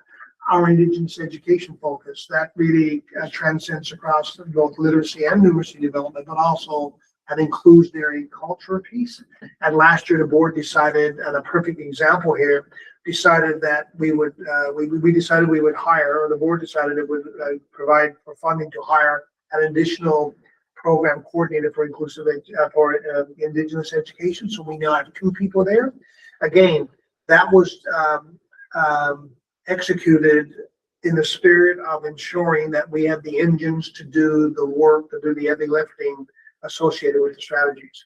So the plan, the 24-29 plan, I think has done a really good job at highlighting both the division level strategies, and they're very overarching, recognizing that the board sets direction through its strategic plan, from which each school looks at the board strategic plan and says, okay, what, in relation to the division level of the board strategies, what does that mean for me as a K-6 school, or a 7-12 school, or a K-3 school, or a K-12 school? So if we were to look at each individual school's education plan, you'll see very substantial alignment. And you'll see that the references that are in the board's plan have percolated out in certain specific kinds of ways at each school level. So, and if there's a big focus on the early years assessment, well, the divisional staff will do pieces of work around that, and schools will have their piece around that. So they're set up as tandem documents. And I guess the part we talked about last time was that maybe it's a good time to spend a bit of time making sure that when we get to May month, where we have to update the plan, if we feel it needs to be updated, when we tweak it, we go into that knowing that any tweaks you make could have cost implications, and therefore on the back end of that, making sure that during the budgetary process, that's accounted for. Otherwise, the board creates a very vulnerable place for themselves. They have strategies in a strategic plan that it didn't budget for. I will say that in the years I've been here, the board has done a really good job at that. You know, the board, in combination with the staff ability to maneuver in that way, the budget that gets approved in each of the years I've been here have been very supportive of the division's strategic plan, whether it was a 3-year plan in the past or the new 5-year plan. So that's all I wanted to say, Madam Chair, to set it up, and I'll turn it back to you and the trustees for further conversations. Well, I think it was, I was a person that really wanted to see this on the agenda, and I wanted to see it on the agenda long before we got into budget talks in late April or sometime in May. We had because the board had the AERR ahead of time this year, like we had to spend a lot of time at home, but our leisure time we can kind of go through it and see. I didn't think that, well, I thought that the AERR was, our results were mediocre or maybe a little better. There was nothing in there that said, oh my God, we were just hitting the nail on the head and we're improving and going straight down the head, right? And then we had talked in the meeting, and Superintendent Thompson had talked about, you know, if we're not hitting right here on this particular item, then we may have to go back into one of our 29 strategies and tweak that a little bit. And then that is putting more work or different work into the engines that are driving this and that. And that's where it comes down to the cost for me, is that if we're going to continue doing the education plan, you know, as it is, and supporting it from central operations and hiring people to do that, then that's what it is. And if we decide that, you know, that is something that's in these tight budgetary times that maybe we can't do, you know, what are the alternatives, right? Just for clarity, who comes up with the strategic plans? Was that the board or was that central operations? So central operations staff took the lead in developing a plan that came to the board for feedback, and then the board initiated the process where it met with school principals to get feedback from them about the plan. And one of the conversations was around are the goals that we believe are important, the most important ones, and 2, should it be a 3 or 5-year plan? So the board did initiate a process where, before this plan was settled on, where it solicited feedback from principals, subsequent to which any tweaks that were needed were made, and it came back to the board for their approval. So division level staff do a fair amount of work, a significant amount of work in putting together the draft plan. It's ultimately the board's plan, but I will say, since you have raised that question, Madam Chair, I'll say this, that in some organizations, The board's strategic plan is a very high-level overarching plan, and the division level staff develop an operational plan that's tied to it. Here in this province, it's all one. So really, if somebody says to me as superintendent, what's your strategic plan? I present the board's plan, because that's where our work comes from. In a former life, in another jurisdiction, I would have had two documents. I would have had the board's strategic overarching plan, which was more high level, didn't get down to the strategies piece at all, or in very broad strokes. And then I would have had an operational plan. So once the board put its plan together, I was tasked with, or the team that I worked with was tasked with putting together, how are you going to operationalize that? That's all in one in the stuff. So the board certainly has input into it. I would say it's fair to say that the division level staff spends most of the time putting together the draft documentation. Some of it is driven, it's very templated. Alberta Education, through its funding manual, has a requirement. It's there's requirements from them, and we have to report on it. We have to have it in the plan, so it's not like you have an open book to do what you want. It's actually pretty scripted. Next week, we're meeting with our field officer, Amanda Beekman, and she's going through that plan in a significant kind of way. Our AERR, even in our new education plan, we had to add a section supporting Indigenous strategies specific to Indigenous students, because now there has been a recent requirement to report on how we spend the grant money we get for students who self-declare as Indigenous. So it's a fairly scripted document with all kinds of required elements. And this is approved by Alberta Education, what we submit. We approve it, and then it goes to Alberta Education for their approval. And they'll volley back and say, well, you've missed this piece. And we don't think you've, highlighted enough here. And so in that instance, Madam Chair, what we do then is there's a board motion saying approve as amended. And once we get an amended version, it comes back to the table. And by and large, when it leaves the board's hands, it is, I'll say, you like to think it's 100% done. It's always that tweaking that occurs. So this is your plan that we also use to action our work, and schools use to fashion their work. So there's an effort to tightly align the folks at the school level with the folks at the division level. And so to access other school divisions plans, we would just go to their website and they would have to have it posted on there, and we could kind of see what other school divisions were doing.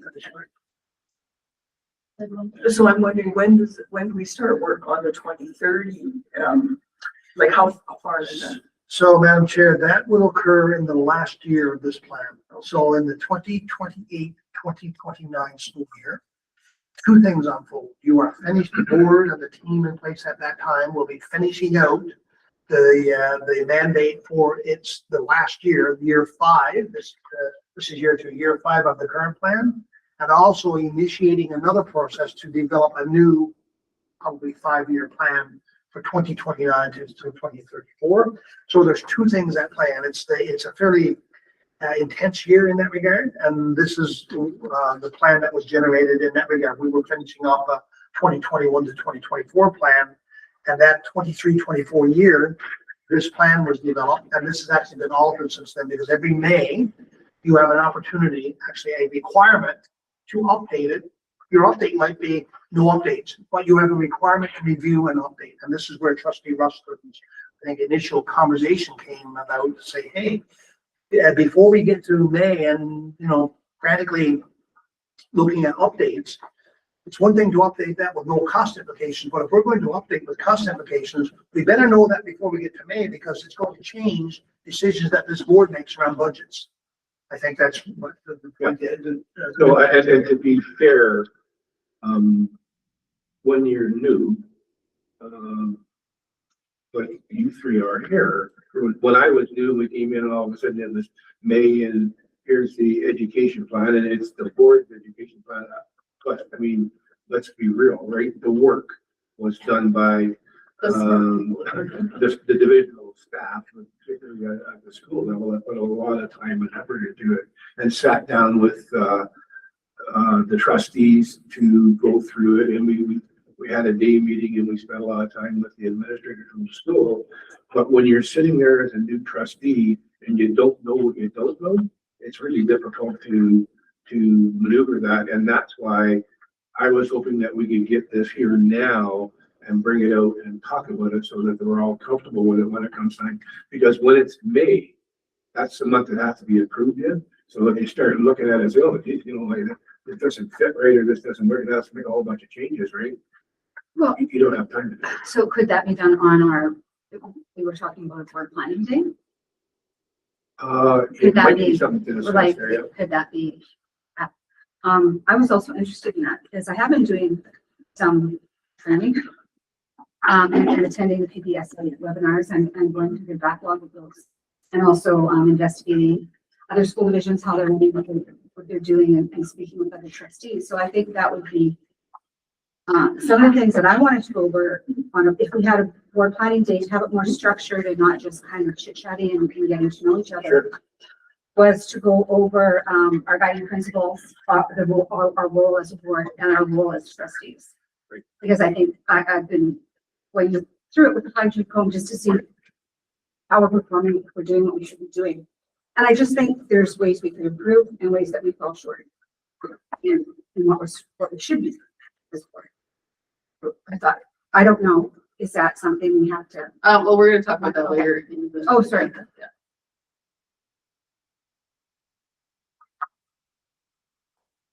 And Madam Chair, I guess from the point of view of budgetary impact, I think page of the current education plan, page 15, sorry, gives the biggest chunk of that. So the biggest budgetary impact would be the division level line coach team, division level program coordinators, firstly. And then the other pieces would be professional learning funding to pull teachers together to review and do results and do exam marking and to do other professional learning activities, bringing Curtis Houston in to work with our administrators to be better instructional leaders, that kind of thing. So those would be the main budgetary implications. At the school level, their strategies and approaches tend to be ones that they can afford with their budgetary process, along with what we are able to augment from a PD perspective. So when the budget comes forward,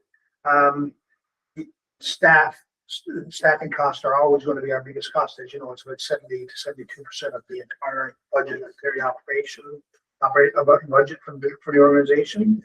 For this strategic plan, the biggest cost is staff, and the way the strategies have been written is generic in that, you know, central operations staff will, if they make one here, to see the connection here, central operations staff will support school-based staff in deepening their foundational knowledge of the First Nations community by providing appropriate professional learning opportunities. Well, right away, that's Holly Compton and Laura Krantz, whose work it is at the division level to work shoulder to shoulder with staff at the school level to build that capacity.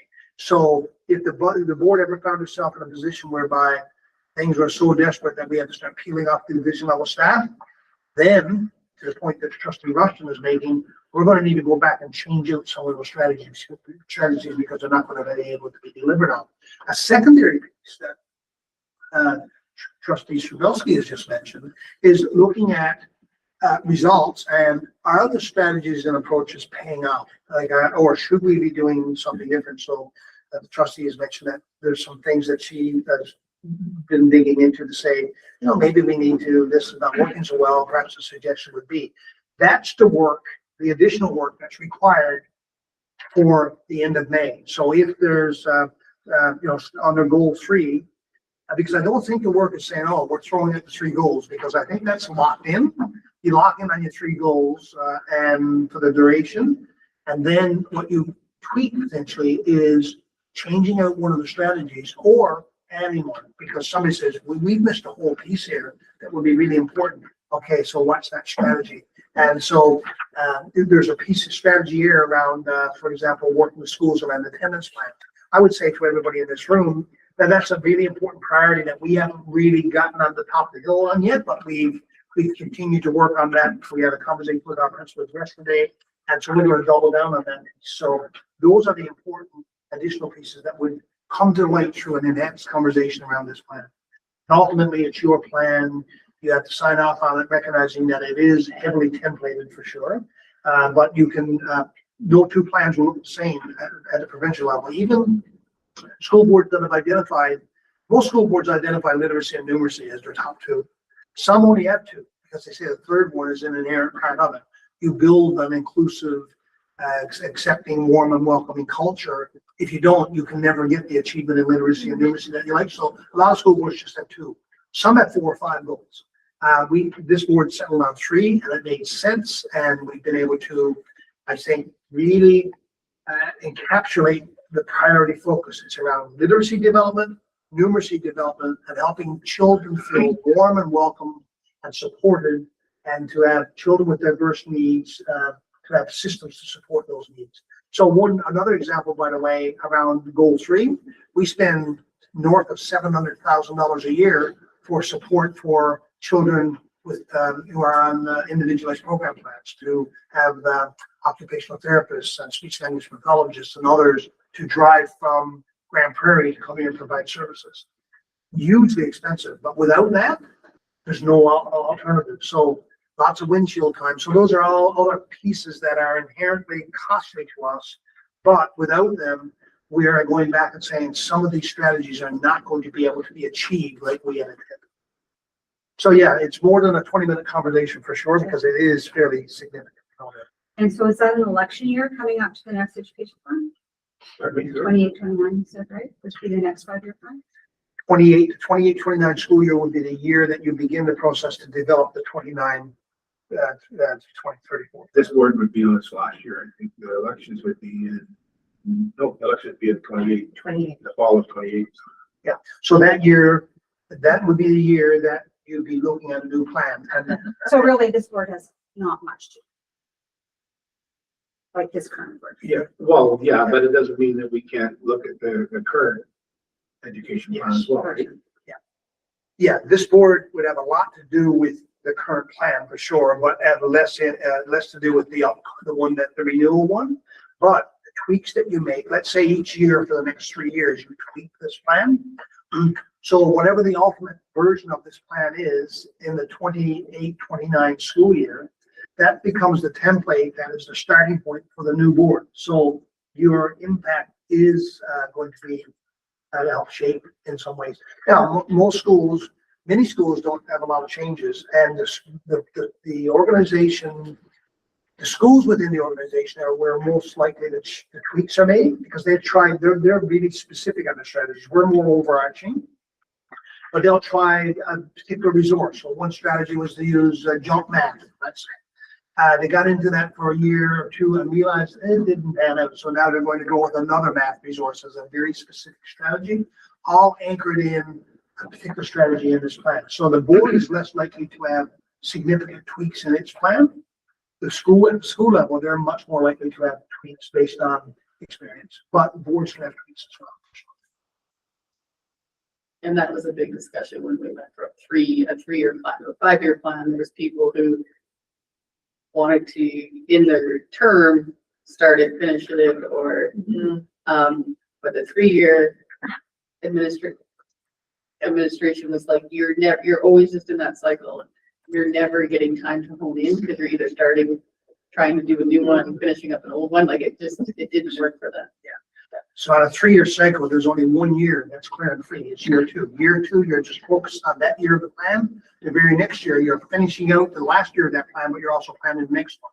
The first year of the next plan is you're just stepping on. So really, a 5-year plan gives you 3 years. This is the first year for us where it's sort of an uninterrupted focus, and we'll have 2 more. And then in the last year, we're focusing on 2 things. So the principals, I think the trustees at that time were mixed. Not everybody was on board for a 5-year plan. All principals were hands down 5-year plan, and through the conversation that unfolded in this room, actually, with trustees sitting at tables, coming out of that, the trustees met and had a really healthy conversation, and the decision was ultimately made to go with the 5-year plan. So the board sat down with the principal, so administrative staff. Okay. Will there be an opportunity to do that again, or is that only by the end of the project. So, Madam Chair, my recommendation on that would be, unless there's something substantial that the board wants to alter. So, for example, we don't believe that there should be program coordinators, doing the heavy lifting here, unless there's something substantial like that. The best time to meet with principals around the education plan is in the year when you're getting ready to do a new plan, because that would be the year that you really want to get insight, saying, hey, how did this plan go? What were the lessons learned? And then you go from there. And once upon a time, this board used to have a process whereby every year they'd sit down with the principals and go through in intimate detail every little strategy, whether, I remember one of the school counselors, and every time we do that one, school principals would say, we don't have school counselors. Why is this here? Next year we go back and the same thing would still be there. We go through a big detail. We got away from that a few years ago for several different reasons. But I will say the day that the board met before this plan came together, I thought it was an extremely valuable day. Principals thought it was an extremely valuable day. And coming out of it was I think a much more robust plan. Are we happy with the targets? I think Trustee Rustin mentioned earlier that our achievement results aren't where they need to be, for sure. Despite a lot of hard work going into continuing to move in that direction. So it's certainly a challenge to get the results we want, but we're going to stay close. Sorry. To me, it links to, I don't know whether I'm the only person that feels this way, but I feel like we're being underfunded for sure. And we're going to be coming up short again in this budget year. In May of 2024, when we got the first kick of the cat and our administration brought to us the way the budget was going to look, it didn't look great. We had a $570 forecasted deficit. So we went away and then we came back in another day and we talked about the changes that were made to the budget so that we could look better. And in that process, the superintendent of the day had said, we're eliminating our carpenters out of the system. And as it turned out, we also eliminated our safety coordinator at that time to bring us from a $570,000 deficit to a $40,000 deficit. I understood that impact. I knew exactly what that was going to mean to the division because I understood it because I lived there and knew it, right? Now I don't know, like we have a lot of money going to certificated staff in wages and benefits, and they're not in the classroom. And that's a pile of money, and I don't know how the division operates without that. But what impact would that have when we get to budgets this year or next year when we really have to start looking at where are we gonna clip, right? Where are we gonna get to? And that same budget year that we were short, the HR director sat here in this room and said, we need 17 EAs or whatever the number was above what we were, where we were at.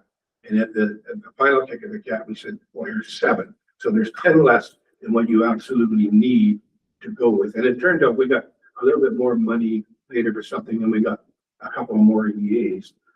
But that's something that I'm not clear of. And there's a lot, it's not just me. There's people that in the community and, they're saying, well, your central office is heavy. You're running everything from there. You've got this all stuff going on. And what about all these folks that are working in the school but they're never in the classroom, right? So I think that before budgets come along, I would like to have a little better understanding of that. I think it's driven through the education plan. We need the education plan to make our kids successful and to see them growing and getting better. And is this the only way to do it, or is there another way? And down the road we need to figure that out. And it's just the initial conversation with me. I just like to see that before all of a sudden we're going to be saying, it's time to sign this budget off. Like we've done as much as we can. Yeah, no, Madam Chair, and that really is the, I guess, encapsulating the essence of this topic in this discussion. Yes, there's no doubt that when you look at the cost of division level staff, it's significant. But it would mean 7 extra teachers, 8 extra teachers that you spread across 13 or 14 sites. And the impact of that will be, there would be perhaps some impact, assuming that we're sending extra people into the classroom. What that does, though, is that it actually clips the wings of the division level staff to have any hope of having any major impact. And all the academic research would tell you that at the division level, that's board level as well, but division level leaders have 3 jobs. You have to set direction through your plan, develop people through professional learning, in sharing best practices, because most teachers, almost every teacher can still learn, and not everybody knows everything about everything. In fact, there's a misnomer out there. For example, all of our primary elementary teachers are excellent at helping children learn to read and write, or numerous. That is not true. By a long shot, it's not true.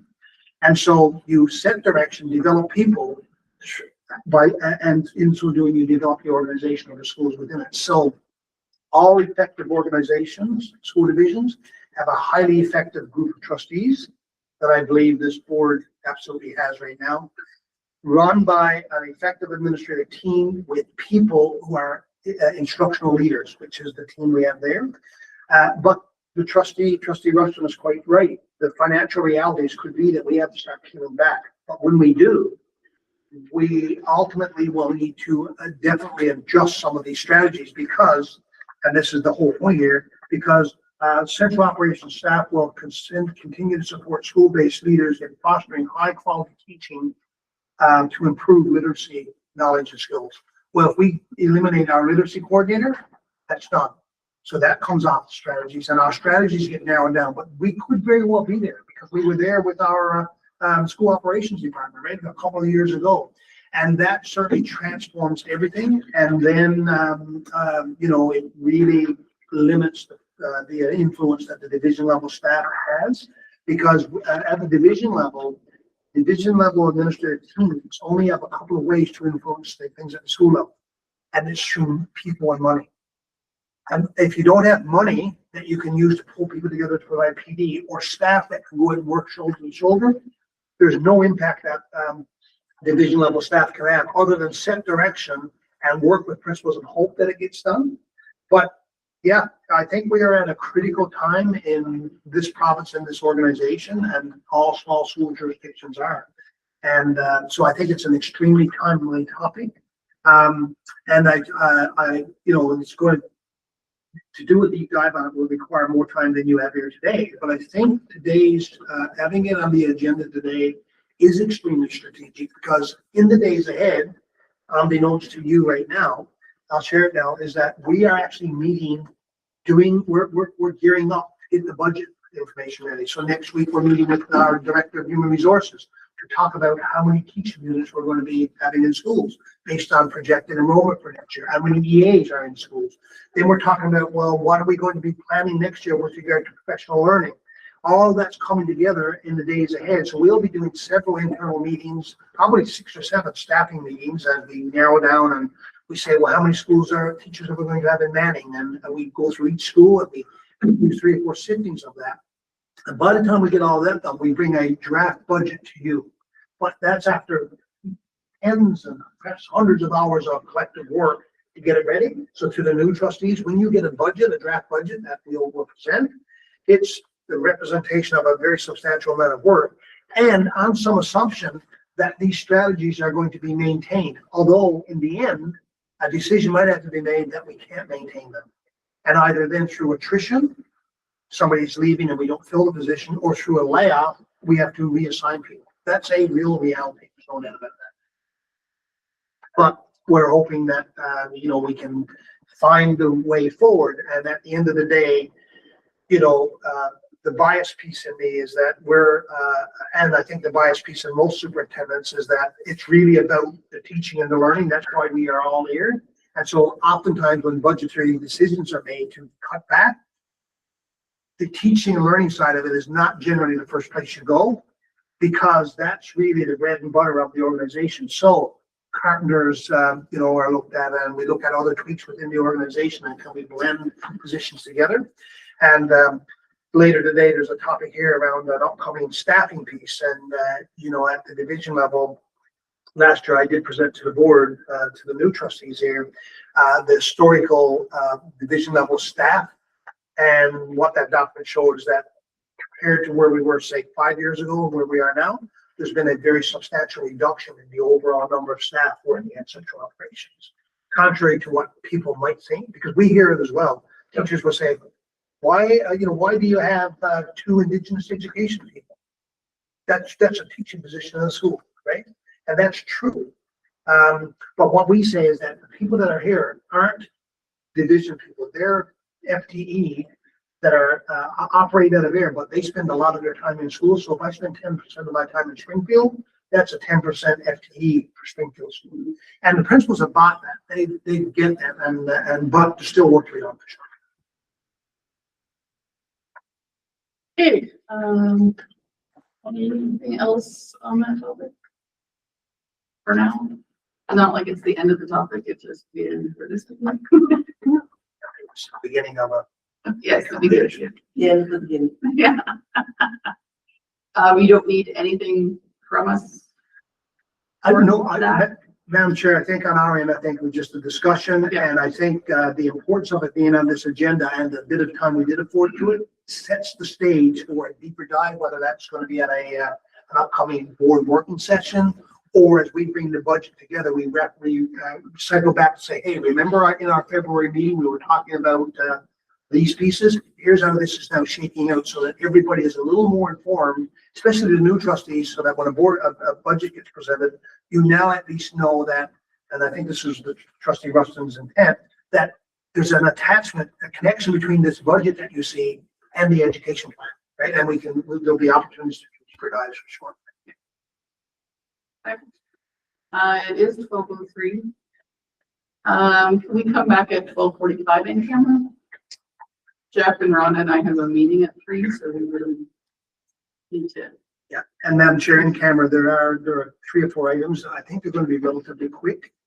Most of them are going to be very quick. If I could one that take a little time, but I don't anticipate unless there's something else from I just have you, Madam Chair. one.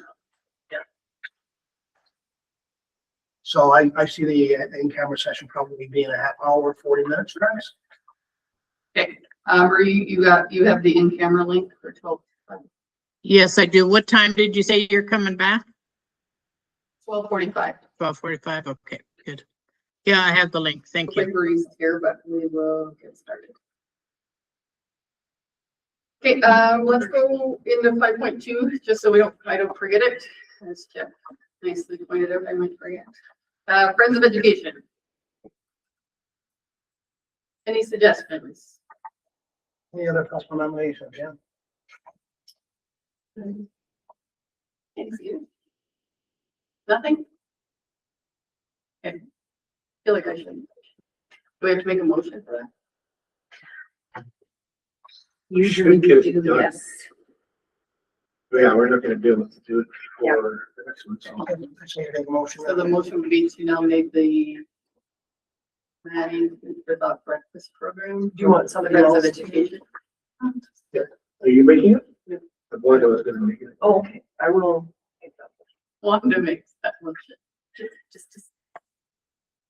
Marie, did you hear that? Sorry, I didn't. Okay. Or did you have any? No, I don't. I'm good with what Wanda's saying. Okay, we will now move to 5.4 Cleardale Egg Society addendum. Madam Chair, this is a very quick item. Basically, it's the acknowledgement of the receipt of the addendums to the agreement with the Egg Society there. So you want to add a couple of comments here? Sure, it's just, we had looked at these addendums and the board had signed off on them. And since then, council or the Egg Society executive have met and signed off on the same document. So they're now complete and part of the agreement. Can I say, just for clarification, because when I was looking at the new, column, under 4.3, it says, when the gym is included in the rental, the society will ensure it is clean. If the society incurs a cost for cleaning the gym, they submit the bill to the division. And for the cleanings of or the bill for cleaning services is submitted to the division. And I thought that was kind of odd. If they've got to make sure that they've cleaned it up after, then why would they submit a bill to us? It's all part of the rental agreements. Oh. And where the money's going. So part of the reason for charges, because nobody makes money off of renting a facility, right? It's not a money maker, it's just to cover the costs. So it's just if we're collecting the rental fees and they do the work to clean it, just making sure that it's all evens out in the wash, that's all. Because sometimes our caretakers will be cleaning, but now with I guess it's because of is it fair to say either the quantity of rentals that our caretakers for the school couldn't be responsible for all of the rentals that were happening because it's like almost every day. Oh my. Like it far exceeds any other school. Yeah.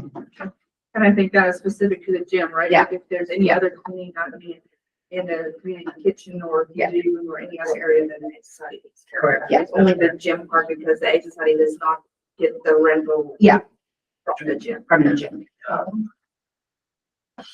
Any other questions? We don't need anything on that. That was just for. Just for information, Madam Chair. And no delegations, no presentations, no standing committees, and no quarterly report. Let's go. Okay, now to 6.2 and 6.2.1 is the policy 8 board committee's second reading. Might just talk a second about policies. The policy committee has gone through and made some changes and are ready to present a couple more policies. But we thought it might just behoove us to wait until these ones are off of the agenda before we start adding more, because it's getting a little complicated.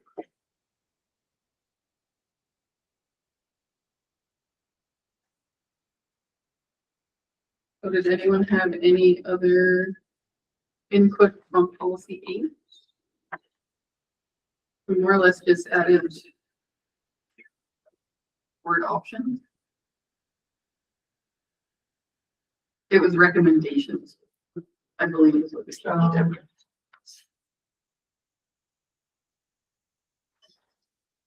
Motion to approve policy 8, second reading. Okay, any other further questions, comments? Would we harm ourselves if we move this to be third reading and then get it off of our agenda? We gotta vote on second. Oh, yeah. All in favor? We are 7. I'd like to move third reading of policy 8. Okay, any? Everyone's good? Okay, all in favor of third reading?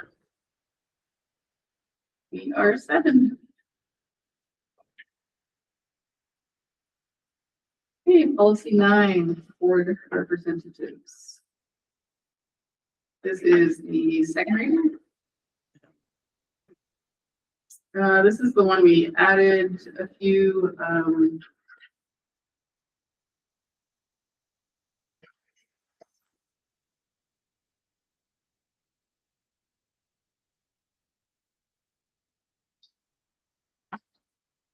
in 8, joint use Worsley and District Agricultural Society. We have recreation committee question mark. What was that about? In 8.8.11. Is it the Worsley and District Agricultural Society? I think the Egg Society is a committee that is there and we do have a joint use agreement with, but the recreation committee, nobody knows. Nobody knows. So it doesn't exist. If I remember, we were talking about that. It was a Hines Creek Recreation Committee, and we were wondering if that somehow didn't link in with, I don't know if they're similar to, Cleardale, but we have an egg society and there's supposed to be a rec board on it too, but we don't really have a rec board. It kind of operates as one of the same. So I don't know.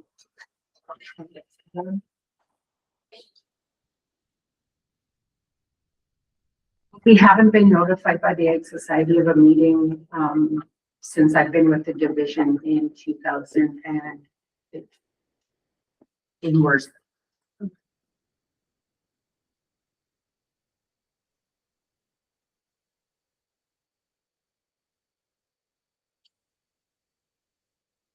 But we have a joint use. There is a joint use agreement. Is it active? I'm not aware. I don't know who the people on the executive of the Egg Society are. Maybe we could do some digging to try and find that out. So leave it on and then we'll see if we can, even at your next school council meeting, if you could Yeah, that maybe might see be, if there's anyone there, who knows? that might be a good way to do it. I don't know who to reach out to. I would start with the principal. Yeah. So, Turner goats, my. That's right, right? we can take the recreation committee Yes. question mark off of Yeah, it, right? I think that was just for us.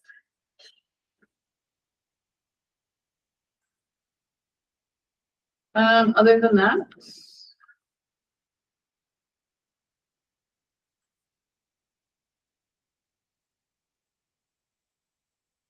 So are we looking for a motion or? If no one has any changes or questions or comments. So the recreation committee and and question mark come off and then that's, Yes. okay, I will do that. Okay, so approval for second reading as amended? Yes. Okay, all in favor? Janet, you're, yeah, we are 7. Did we entertain a motion from me for a third reading on that? Policy 9 as well. And then why not? Okay, all in favor? We are 7.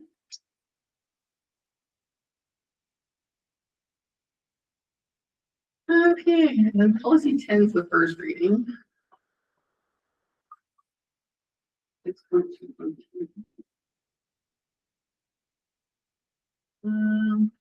What did we change? Oh. For some reason I thought policy 10 was all brand new. Sure. Totally. Go ahead. Oh, sorry. He gave me a red copy. He said it was basically a rewrite of it. And so I changed it into our format. And so it's new. I didn't see. Oh, So okay, it's all sorry. red. Yeah. We do these and then go weeks without. Really keeping them simple.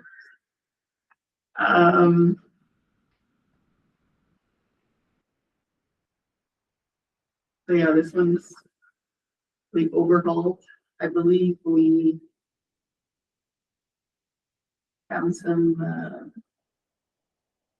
found another one to take some good pointers from. So the old one that we had before, is that one still? It was still, let's see, yeah.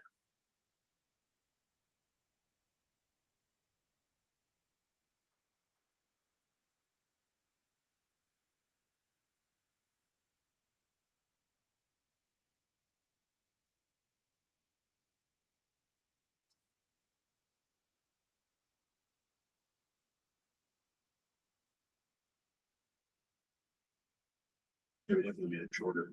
Yeah. We did use. I just have a bit of a question on the policy adoption part. So it just says, oh, first reading, second reading, third reading. After second reading, review, feedback, and discussion of amendments, approved, the revised version is recirculated. So in what we just did now, we did second and then third, back to back.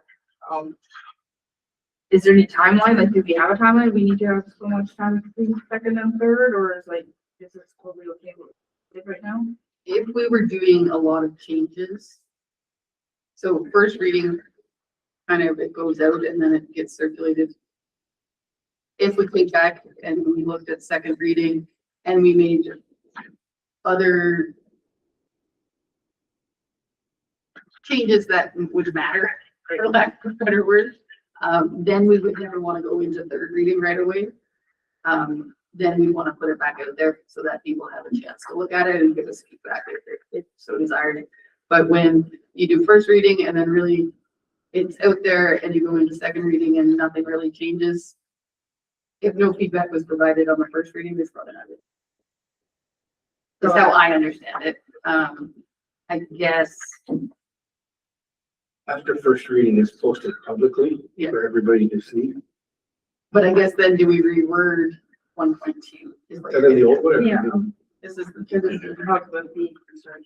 it says that if approved, the revised version is recirculated. Which obviously we didn't. So we're just doing the first reading and then do a time. So I would make a motion to pass this first.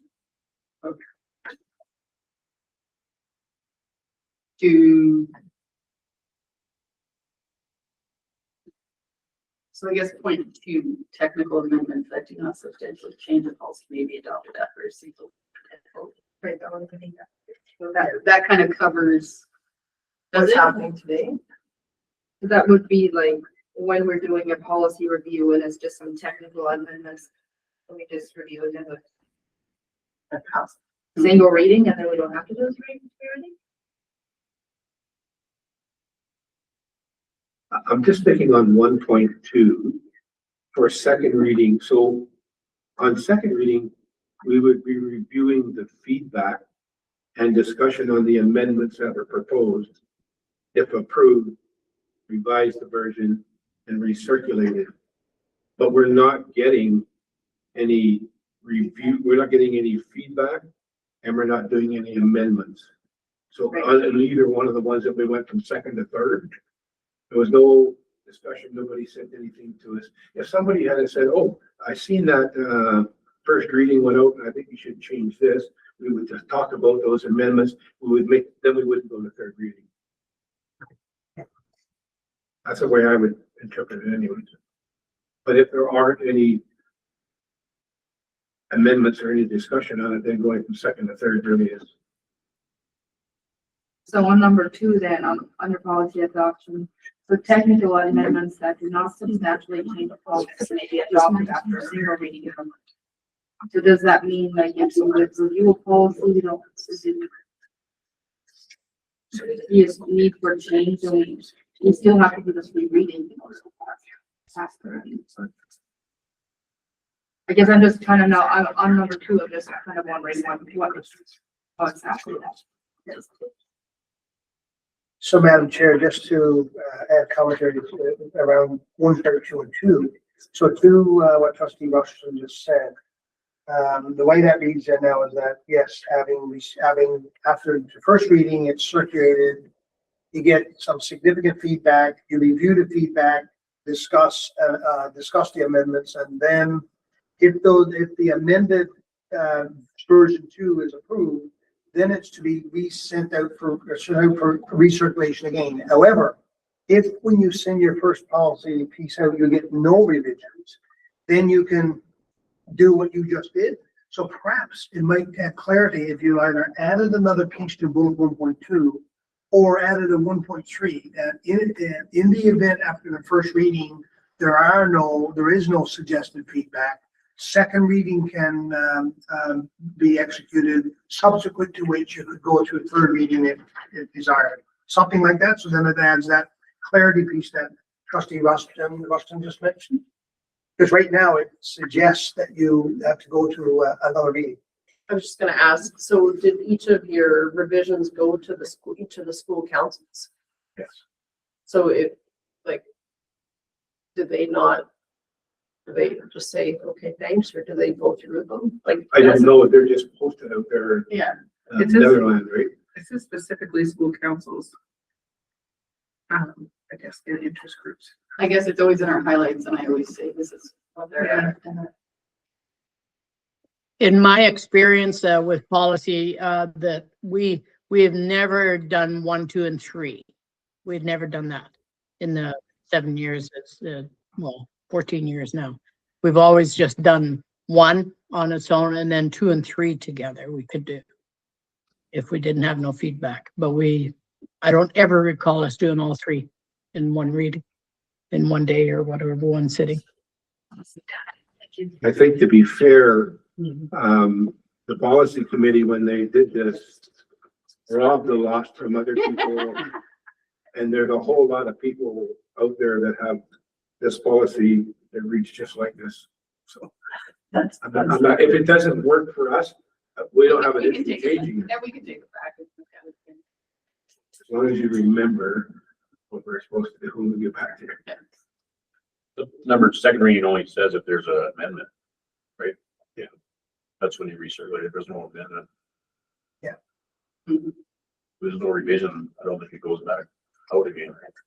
So, But it is true that when it says it is in 1.1, it is circulated to school councils and interest comment. I feel like we could change that wording up to be a bit more generic. I just wonder if they know that, this goes back to your earlier conversation, do they even know that they have the option to make comment or review, or, I don't know. I'll tell you, as a principal, never once did a school policy or a board policy come my way, ever. I know in Dixonville, when we were switching 15 around for 15. Yeah, that one sister. I said, we are completely rehauling this, and this is, I actually took copies. But that was. So, I mean, we can definitely put a 1.3 right after 1.2 that explains, you know, if there's no feedback and there's no need for amendments, we can, after it's approved the second reading, we can vote a third reading there if that's what their fellow trustees think is needed to put in there. It's not a big deal. You want to just take it back and make changes instead of trying to. Yeah, on the day of the policy meeting, I'm going to lead it and say, what was it? Yeah. So is that just good enough to have in the highlights, like the first reading? Like,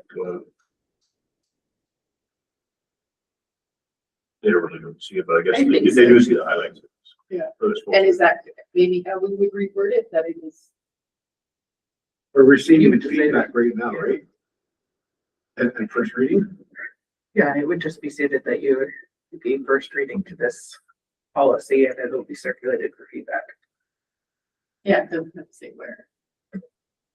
I sometimes make a copy of it, not always, and I'll just say, okay, here's a copy of the policy, if anybody wants to see it.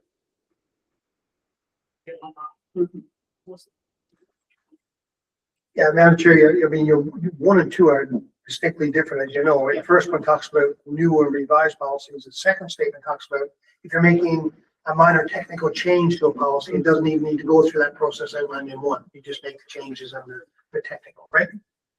So that can be at any given time when. Yeah. Somebody might pick up a policy and say, oh gee, there's a typo there, or that's not exactly how we do it, and you could bring it to the table. It's considered a technical amendment. It gets amended and you don't go out and solicit input from it. Yeah, That's what 2 and 3. exactly. If there was a change to regulation or a change to the Ed Act, you would be required to change your policy, but it's not a choice. That would be something that automatically you can approve under 1 reading because it's a change in regulation. So this policy 10, what we should do right now is have a motion for first reading, vote on that, and then somebody out there, maybe a trustee from Ward 7, would give us some feedback on it. And then we'll take it and we'll amend it and bring it back for second reading. How's that work?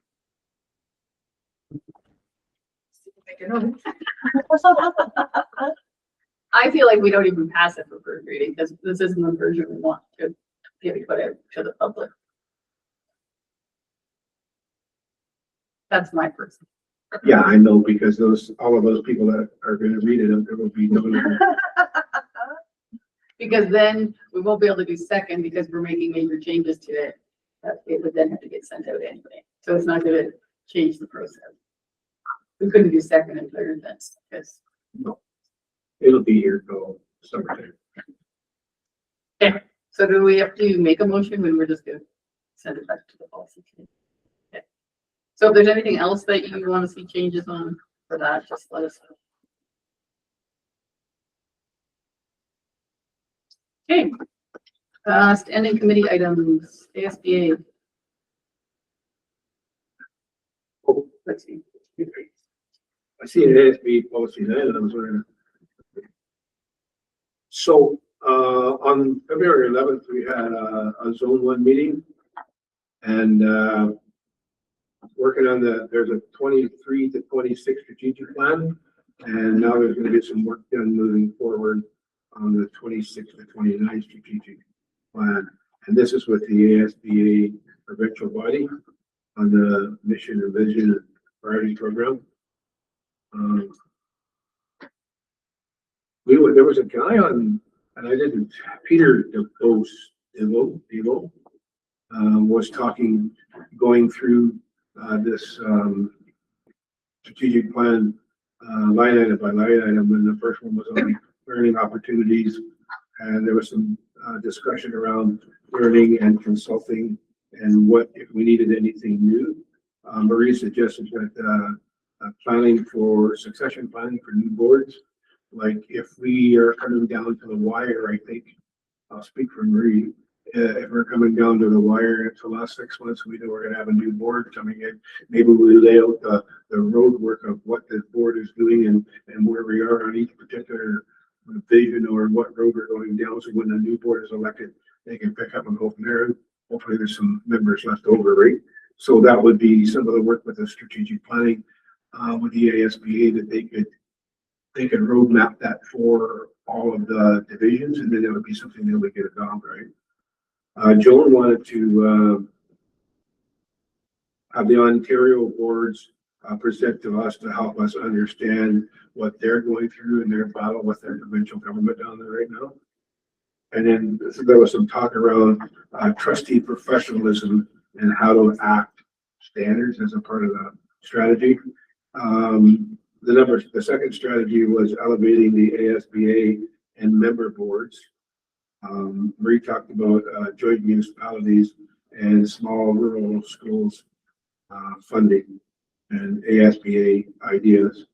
The third one was advocacy and what the division, what we do for divisions can be solution-based, building and sustaining relationship with the ministry.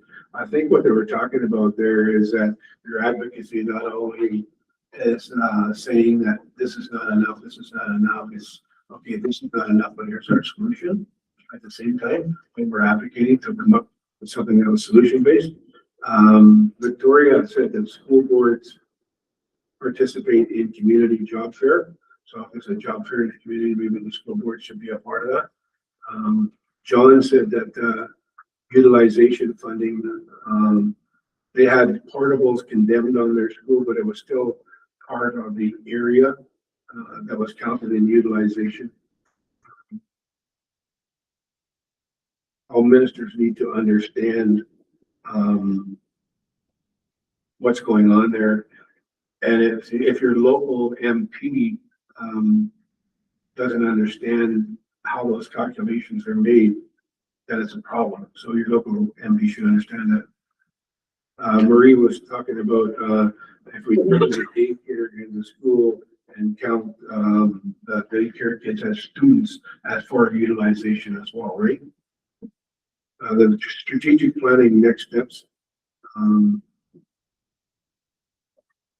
then President Shally was on there and she talked about, met with the ministers, discussed trustee code of conduct. Met the Canadian School Boards Association, best way to be successful if you have public behind you.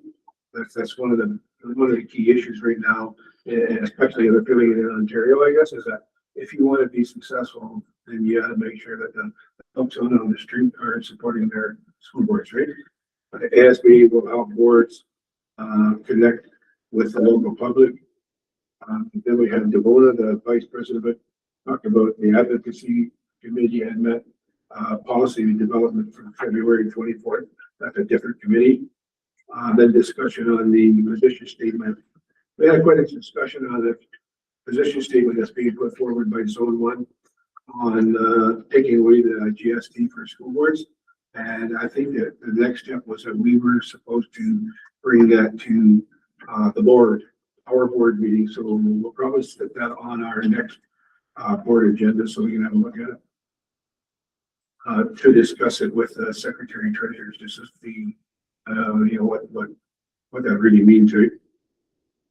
It's been tried before. Yeah, There I was guess- already a position statement, just worded differently. yeah. Yeah, this one is a little different than what the other one was. And then last night, Marie and I and Karen and Joan met with the very first meeting on our small school. Well, actually, the committee is called on the agenda, Rural Small Schools Committee. And then if we look back at this committee, it's been going for a couple of years, and it's the Northern Rural Schools.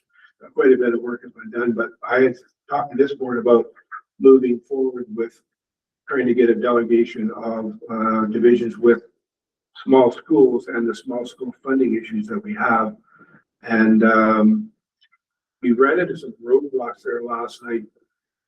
Fortunately for us, Joan, who is the chair for the Grand Prairie Public School Board, is also the director for Zone 1 on the ASBA provincial body. And it seems like the thoughts that we had of moving forward and connecting with divisions in other zones and coming up with some like-minded people to move this forward is not, there's no mechanism to do that for Zone 1 to contact Zone 5 and make that body. So we kind of sat back and said, well, maybe the next step is to talk to Rural Caucus.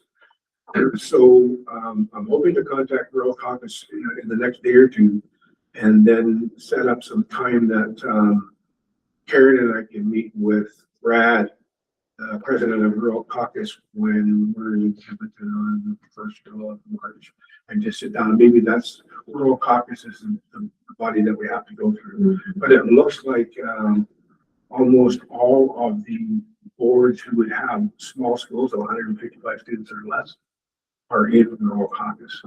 So it's not really clear. It wasn't as simple as what we thought it was.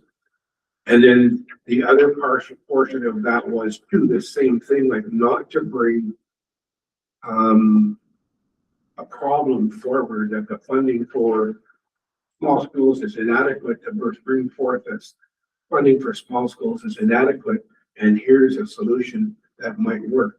So we talked about talking to our secretary treasurers and, you know, how much stuff would that have? It's something that has BOA members with divisions that have small schools. Is that something that they would maybe be keen on? If it's something that's not too hard to work through, is it something that we could do? And then when we present that funding for small schools is inadequate, but if we went this way, it would be adequate.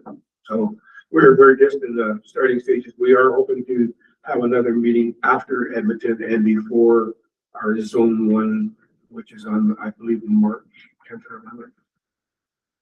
So that's it. Any questions? Where is the next ASBA meeting? Is it still virtual or is it? Yes, the next one, and then the April meeting is here. Did I miss anything, Marie?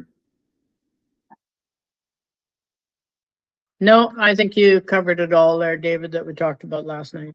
And yeah, our next meeting is still virtual. After that, it'll be in person.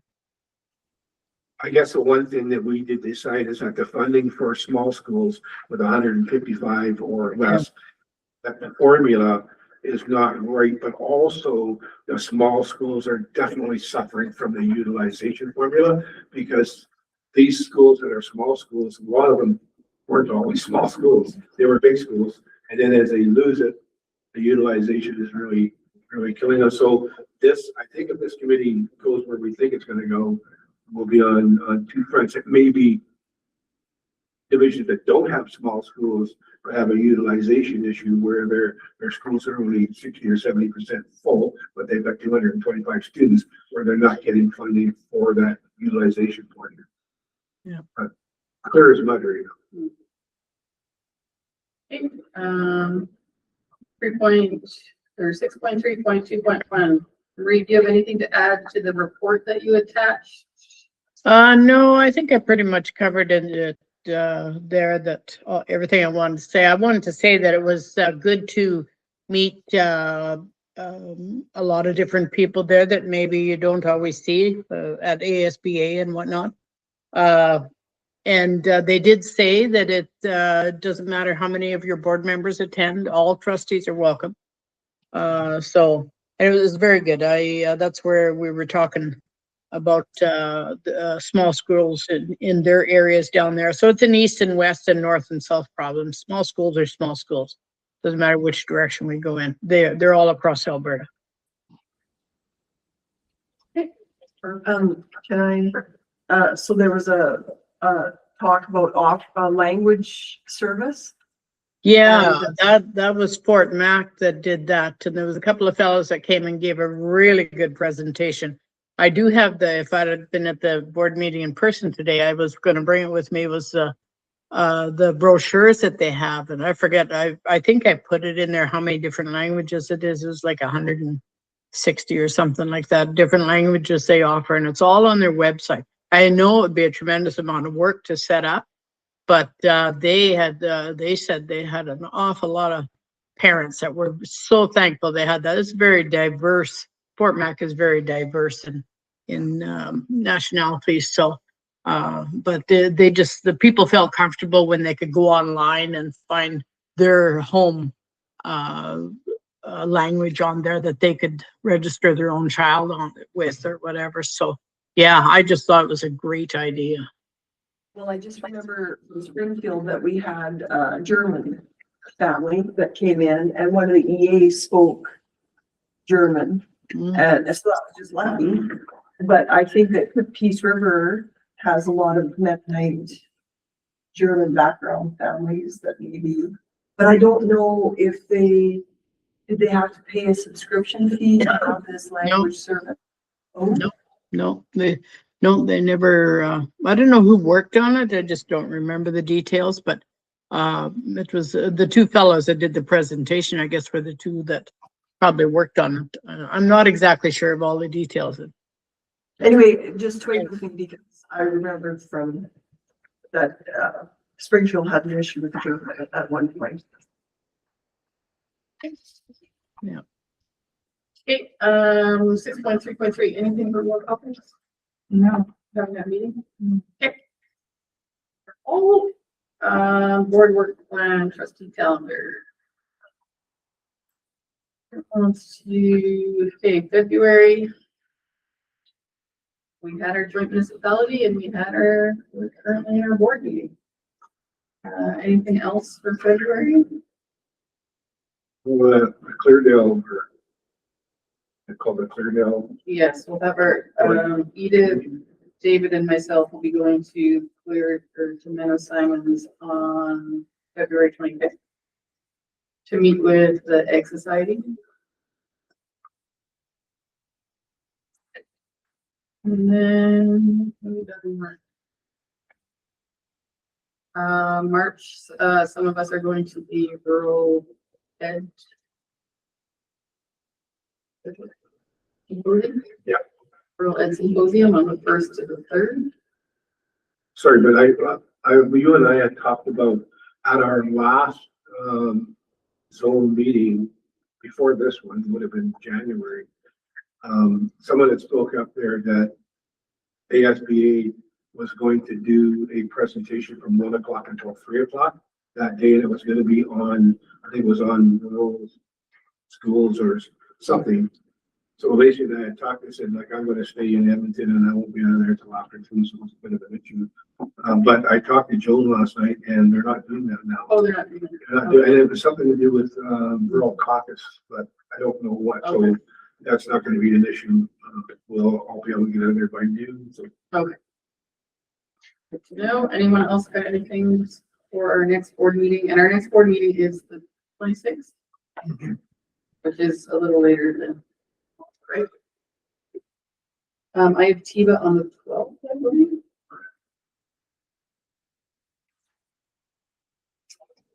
Okay, and meeting with Clear Hills County, April 28th. So that's a tentative date. Yes, Okay, and we don't know if that's during their meeting or the regular meeting. that's the regular meeting. Did they have those during the day or the evening? Yeah, we're not sure. 10:30. 10:30. Yeah, 10:30. 10:30 in the morning. And we have had, we've had, So, David and I will be going to that. and, so we, myself and Rhonda could go to, support you in that, if that's okay. Yes, sir. Yes. And, so Chris did reach out to ask for further clarity around the expectations. I don't think we received any information back on that yet, did we? all she said was it would be informal, I'll just pull up my email, informal, a delegation. And is there a timeline on it? 10:30, what did she say, 10:30 to 11 or? She didn't give a final date. She said.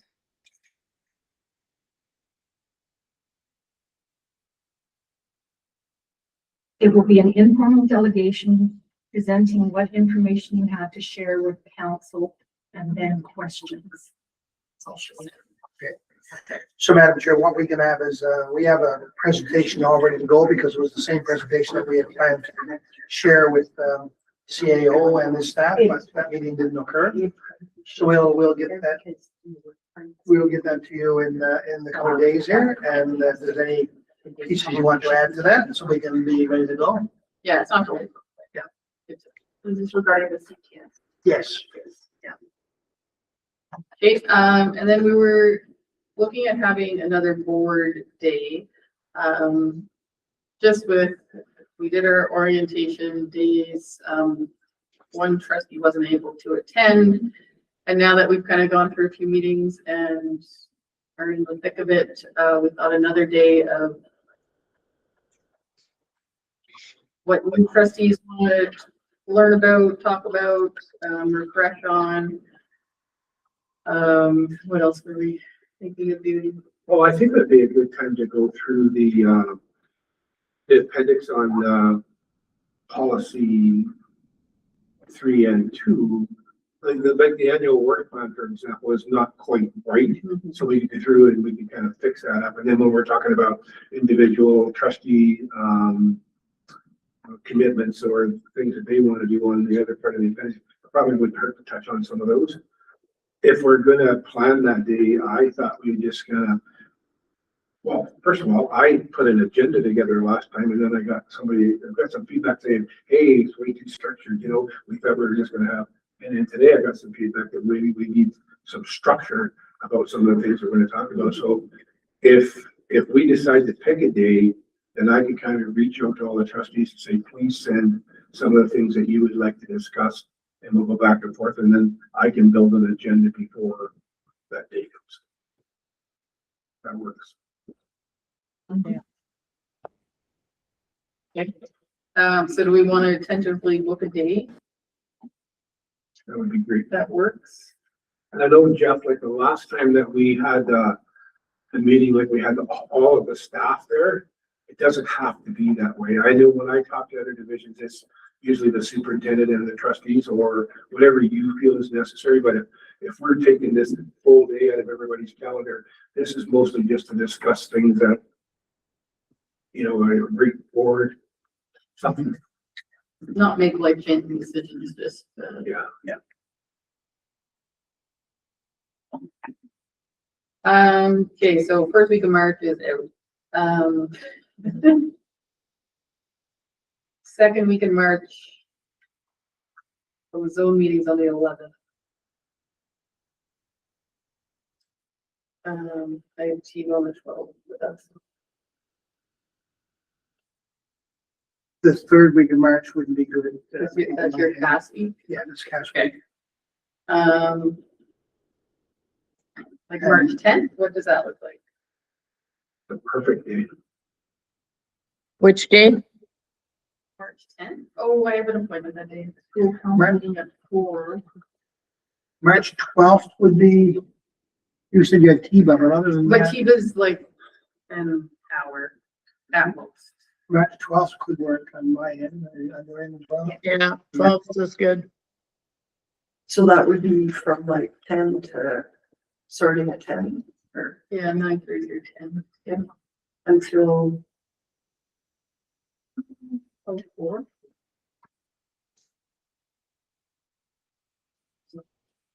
We're at, Coming. right at the office there? So March 12th is 2 weeks before your Yeah. next board meeting as well, so it gives you, Kind of in the middle, yeah. if there's something coming out of that. Because we're getting a lot more daylight now on both ends of the day, can we start a little earlier than 10 o'clock? I'm fine with 9:30. Oh, 9:30 works too, yeah. Yeah, that'd be fine. Edith, you're the furthest. Oh, yeah, I think that's it. I'll just put it in my notes. If I can- Did we say 10 or 12? 9:40. 9? Oh, 12. I That's thought you 12. said 10 or 12. So it's the 20th. Let's try the 12. And then the board meeting is 26, right? Is the 26th, yes. Yeah. And then Chris was wondering about attendance at PSB AA, Spring General Meeting, May 28th to 30th. I plan on attending. That's in Calgary, right? Yes. Yeah, I'll be there. I'll go to that one. You'll go to the public one? Okay, because I went to the You went to the ASRO one, so I'd like to see this one, because I've been doing webinars and they're really valuable. They're exactly the same as ASBA, except they don't have the French or the Catholic boards. Yeah. All the same boards, but it's just Yeah. a different group. Marie, you did go to both the fall general meetings, which is in policy. You can only do 2 out of the 4. Well, you don't think I should be there as the rep? But this was the one that runs back to back with ASBA, It does. because we've always all gone to that. No, we changed the policy that it was just 2 out of the 4. Two a year, out of- you mean? Sorry? Two per year or what? You can do 2 of the 4 meetings, like the fall and the spring. When we joined public school board, I think we changed it because we can't all attend both. if I, because I think I could do that, but we usually try to keep it to just a few trustees. We just do it, then you can do 2 out of the 4. Okay. So if you did both the fall, technically you can't do both. the spring. Okay, I did not do fall. So yeah, you're good to go. And I think at some point in time, we are going to discuss that whole Yeah, portion of that. Because for me, going all the way down to Calgary and just going to the one is, you know, but we also have to look at our budget. No. Figure out what we do. and I guess I was when I was seeing that, right? So So is it just a 1 day thing? No, the PSBA is May 28th to 30th. And where's it at? It's downtown. Western Calgary. Well, I'm gonna say I'm on a train on the 30th out east to go out east, leaving from Edmonton. So It's should I, out. yeah, I know. So should I even, or could I go for like the 28th, 29th and then skedaddle to Edmonton, or you should be there? It's really the PSBAA in spring. It's all PD. There's nothing, there's no actual meeting yet. Oh. Okay, so I could go for a couple of days. Oh,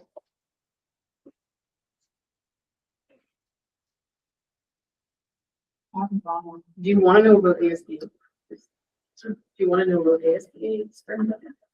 we already, We already did that. I didn't register for that one, did I? Just, I'll pull up my spreadsheet. I don't yeah, that's what I'm thinking. So if you don't go to the PBSA or whatever it is, PSBAA, we used to go to the rural caucus. We'd get down there in time like last year for the rural caucus, then the PBSA and then the ASBA. It was all run together as well. Caucus is always just in the middle, right before ASBA. Or in between, maybe it was, I can't remember, but I've always gone to both. I don't know. I didn't realize we changed that. Yes, Chris. And we didn't do ASBA, I just booked the rooms. Oh, so that was, so you need to know that.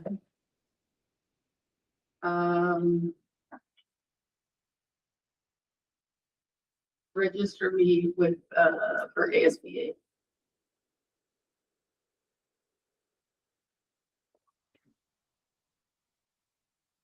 Cause I'm gonna use it as a mic.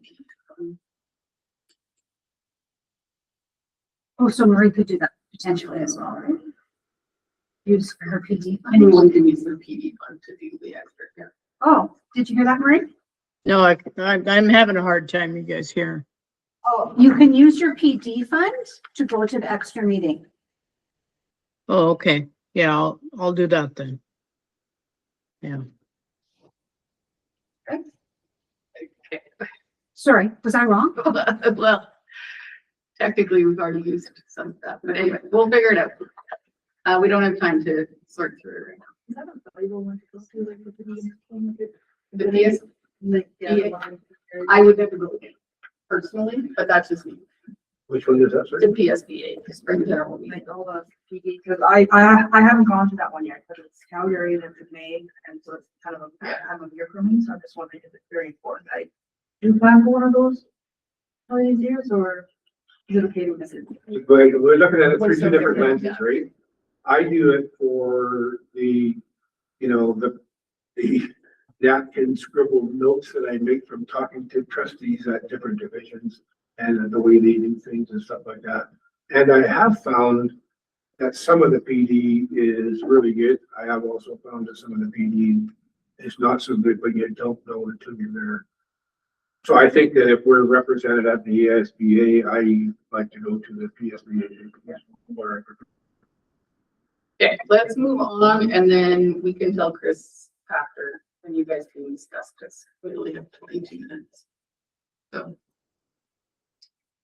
Okay, let's move to, what was pulled? 2.3. 2.3 is the first one. Or 2.3? Rhonda pulled that. Or Wanda pulled it? Sorry. Oh, Wanda, I thought you said Rhonda, and I'm like. I did say Rhonda. Oh, you did? Oh, okay. I'm okay with that. Oh, Rhonda pulled that. Good, because I was like, I don't see it in my notes. Yes. Go ahead, Rhonda. David wanted to pull it, so if you have a She beat me question. Oh, okay. If you don't answer them, I will ask them. Okay. I just wanted to pull this report in case nobody else pulled it, but I spoke too soon. So, this has been a unique year, and we do have a surplus, year-to-date surplus at the end of January of slightly over $3 million. There's a couple of big contributing factors to that, and one of it is the strike that happened in October, and we will be getting money taken back to cover the days that teachers were not working, and that's a good chunk of that money. We have had a year of extreme weather. Before Christmas, we had a long period of time with extreme snow, and the buses weren't running as much. So there is some savings when buses are not running. We're still paying salary and things like that, but there is some savings there. We're usually in the salary and benefit sections. Our benefits are usually in a surplus position up to the end of November or December rather, because that's the later months of the year are when people have paid off their CPP and EI, and we don't have those source deduction costs. Those start up again in January. So we kind of are under budget in the first part of the school year, and then we catch up in January till the end of June on the benefit portion of salary costs. So that's another contributing factor. And just other things that have been happening differently this year than any other years, but those are three of the main contributors. So, any other questions, I'm open to that. The reason that I wanted to pull it was because of the, there's a couple of places in here. One of them was on the First Nations funding. We're at 215%. And I went back and looked at it. It didn't look like at the end of August last year that we had received any funding yet. So is this for 2 years then? Or? It is catching up. So when we budget, we never know what the number of students are going to be. And then if there's a balance owing at the end of the previous year, depending on conversations, sometimes they catch up and they pay for it. This year, we do have more students than we did have last year. So it's a combination of things. Okay, then the other one that was at 311% was the gifts and donations. And I wasn't sure what that was. That's all school generated funds and donations that are made to individual schools. Well, school generated funds is another line item below that. Yeah, but Both the same? gifts and donations, we don't get gifts and donations at the division level. It's always to school. So it's always part of the school generated fund activity. And we guess at that number when we budget, but it doesn't have an impact to the bottom line because school generated funds is taken out of our operating reserves. So it doesn't affect the division's surplus or loss because it's all in that school generated fund section. And the operating reserves or the surplus that we have at the end of the year is always a protected reserve that isn't included in the Peace River School Division operating reserves. I knew what the school generated funds were on that one line. I just didn't realize that the gifts and donations. It is, yeah.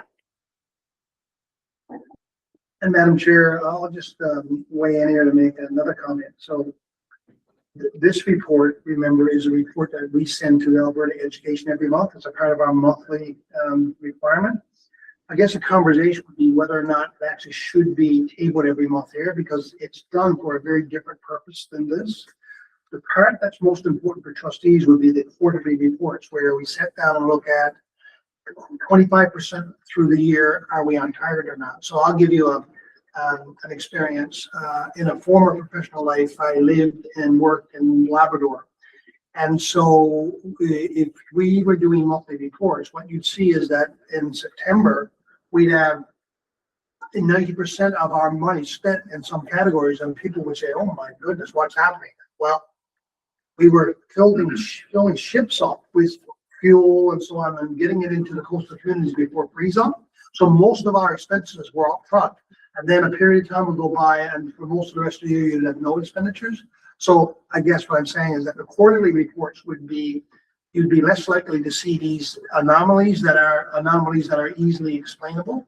So we have another section here for the quarterly reports. I think it's coming up next month, right? At the end of March. So that's the one that will be a good feed as to where we are in relation to the budget we submitted. And this one is really the monthly report that goes into Alberta Education. And we've been putting it on this agenda and we can certainly continue to do that. I just wanted to say that because it's done for a different purpose, there'll be times when something wouldn't quite look right, but the quarterly reports will give us a good bead on where we are. Are we on target in our expenditures in a particular area? And with a 3-month window that goes by, of course, things balance out a bit more, and therefore you might not see what seems to be an anomaly in January. By March might settle itself out because of how things flow within the organization. I'll move that forward. I'll move it through. David moves that. All in favor? We are 7. Okay, next is 2.5. 2.5 is just a general heading. Oh, that's me. So coming out of the current council meetings with TA North and Peace High mainly, they talked about they received the federal funding for school food, and they were talking about these plans that they were submitting to access money for their plans. And, I don't know if it comes from them or does it come from us to give them time to cross-pollinate ideas, or is that just totally on them to come up with their own? Share, I mean, at the principals meeting, do they share what they're doing? So Madam Chair, what I will say to that particular item is that we have had the conversation with principals about the opportunity. There were 2 meetings, a morning meeting and an afternoon meeting, so we offered up 2 opportunities. You can either attend in the morning or the afternoon. That was basically a repeated meeting. And at that meeting, what was shared with them was the opportunity that was available of what they could, some of the kinds of things that they could apply for. And the deadline, some submissions are in already. And again, I don't know where that is from an operational perspective, but I would just simply say that that's a matter that's in hand. Schools are working through a process now to tap into that funding, and Rhonda and her Director of Business Services, Carolyn Fraser, are working their way through that with our schools. So, and if 2 principals decide that they're going to get together and have conversations and team, that's all deep down into operations, and I don't get my head into that because I just don't have the mental capacity to do so. I just leave that to the schools, and they ramp it up through to us, and because we have such a variety of things happening at each school. What Kim Matheson would want in her school is very different than what Crystal Saunders would want in Raiders Creek, or Michelle Dover in Simons. And so that's why we couldn't even talk about going out with a blanket approach or a templated approach. We just said, hey, here's an opportunity. Here are the things that that are legitimate expenditures. Please consider your local circumstance. Put forward your information to us by whatever deadline, and then we will adjudicate it. So that's where that is. Another thing that came up was music, that it was not across the board that they could have band or music, and so one of the parents said, has there been thought about an itinerant music or band teacher? So I'm just. So Madam Chair, again, that's extremely operational matter. And if the school principal decides that they want to work on getting a music program in place, and they'll work through our HR department and put that in place. So we do have a music program in place in Springfield, for example. It's been on and off again at TA Norris, and I'm not sure what's at play in Eastside right now. Not all of our schools have music programs. Some do. Manning, for example, has a long-standing program with a teacher there that's extremely passionate about and dedicated to music, but it would not be uniform throughout the organization. But if all I would say there is that if any of you as trustees have that matter brought to your attention, the great approach would be for them for you to say, hey, that's a conversation you need to vet back through your school principal. And then they can have conversations with their staff around, is that a program that they feel they can offer with the staff complement that they have? And then they reach out to our HR department and say, we'd like to advertise for a music position. We certainly aren't going to be having the conversation we had a little earlier. We're not going to be in a position to have an itinerant music teacher traveling around to schools.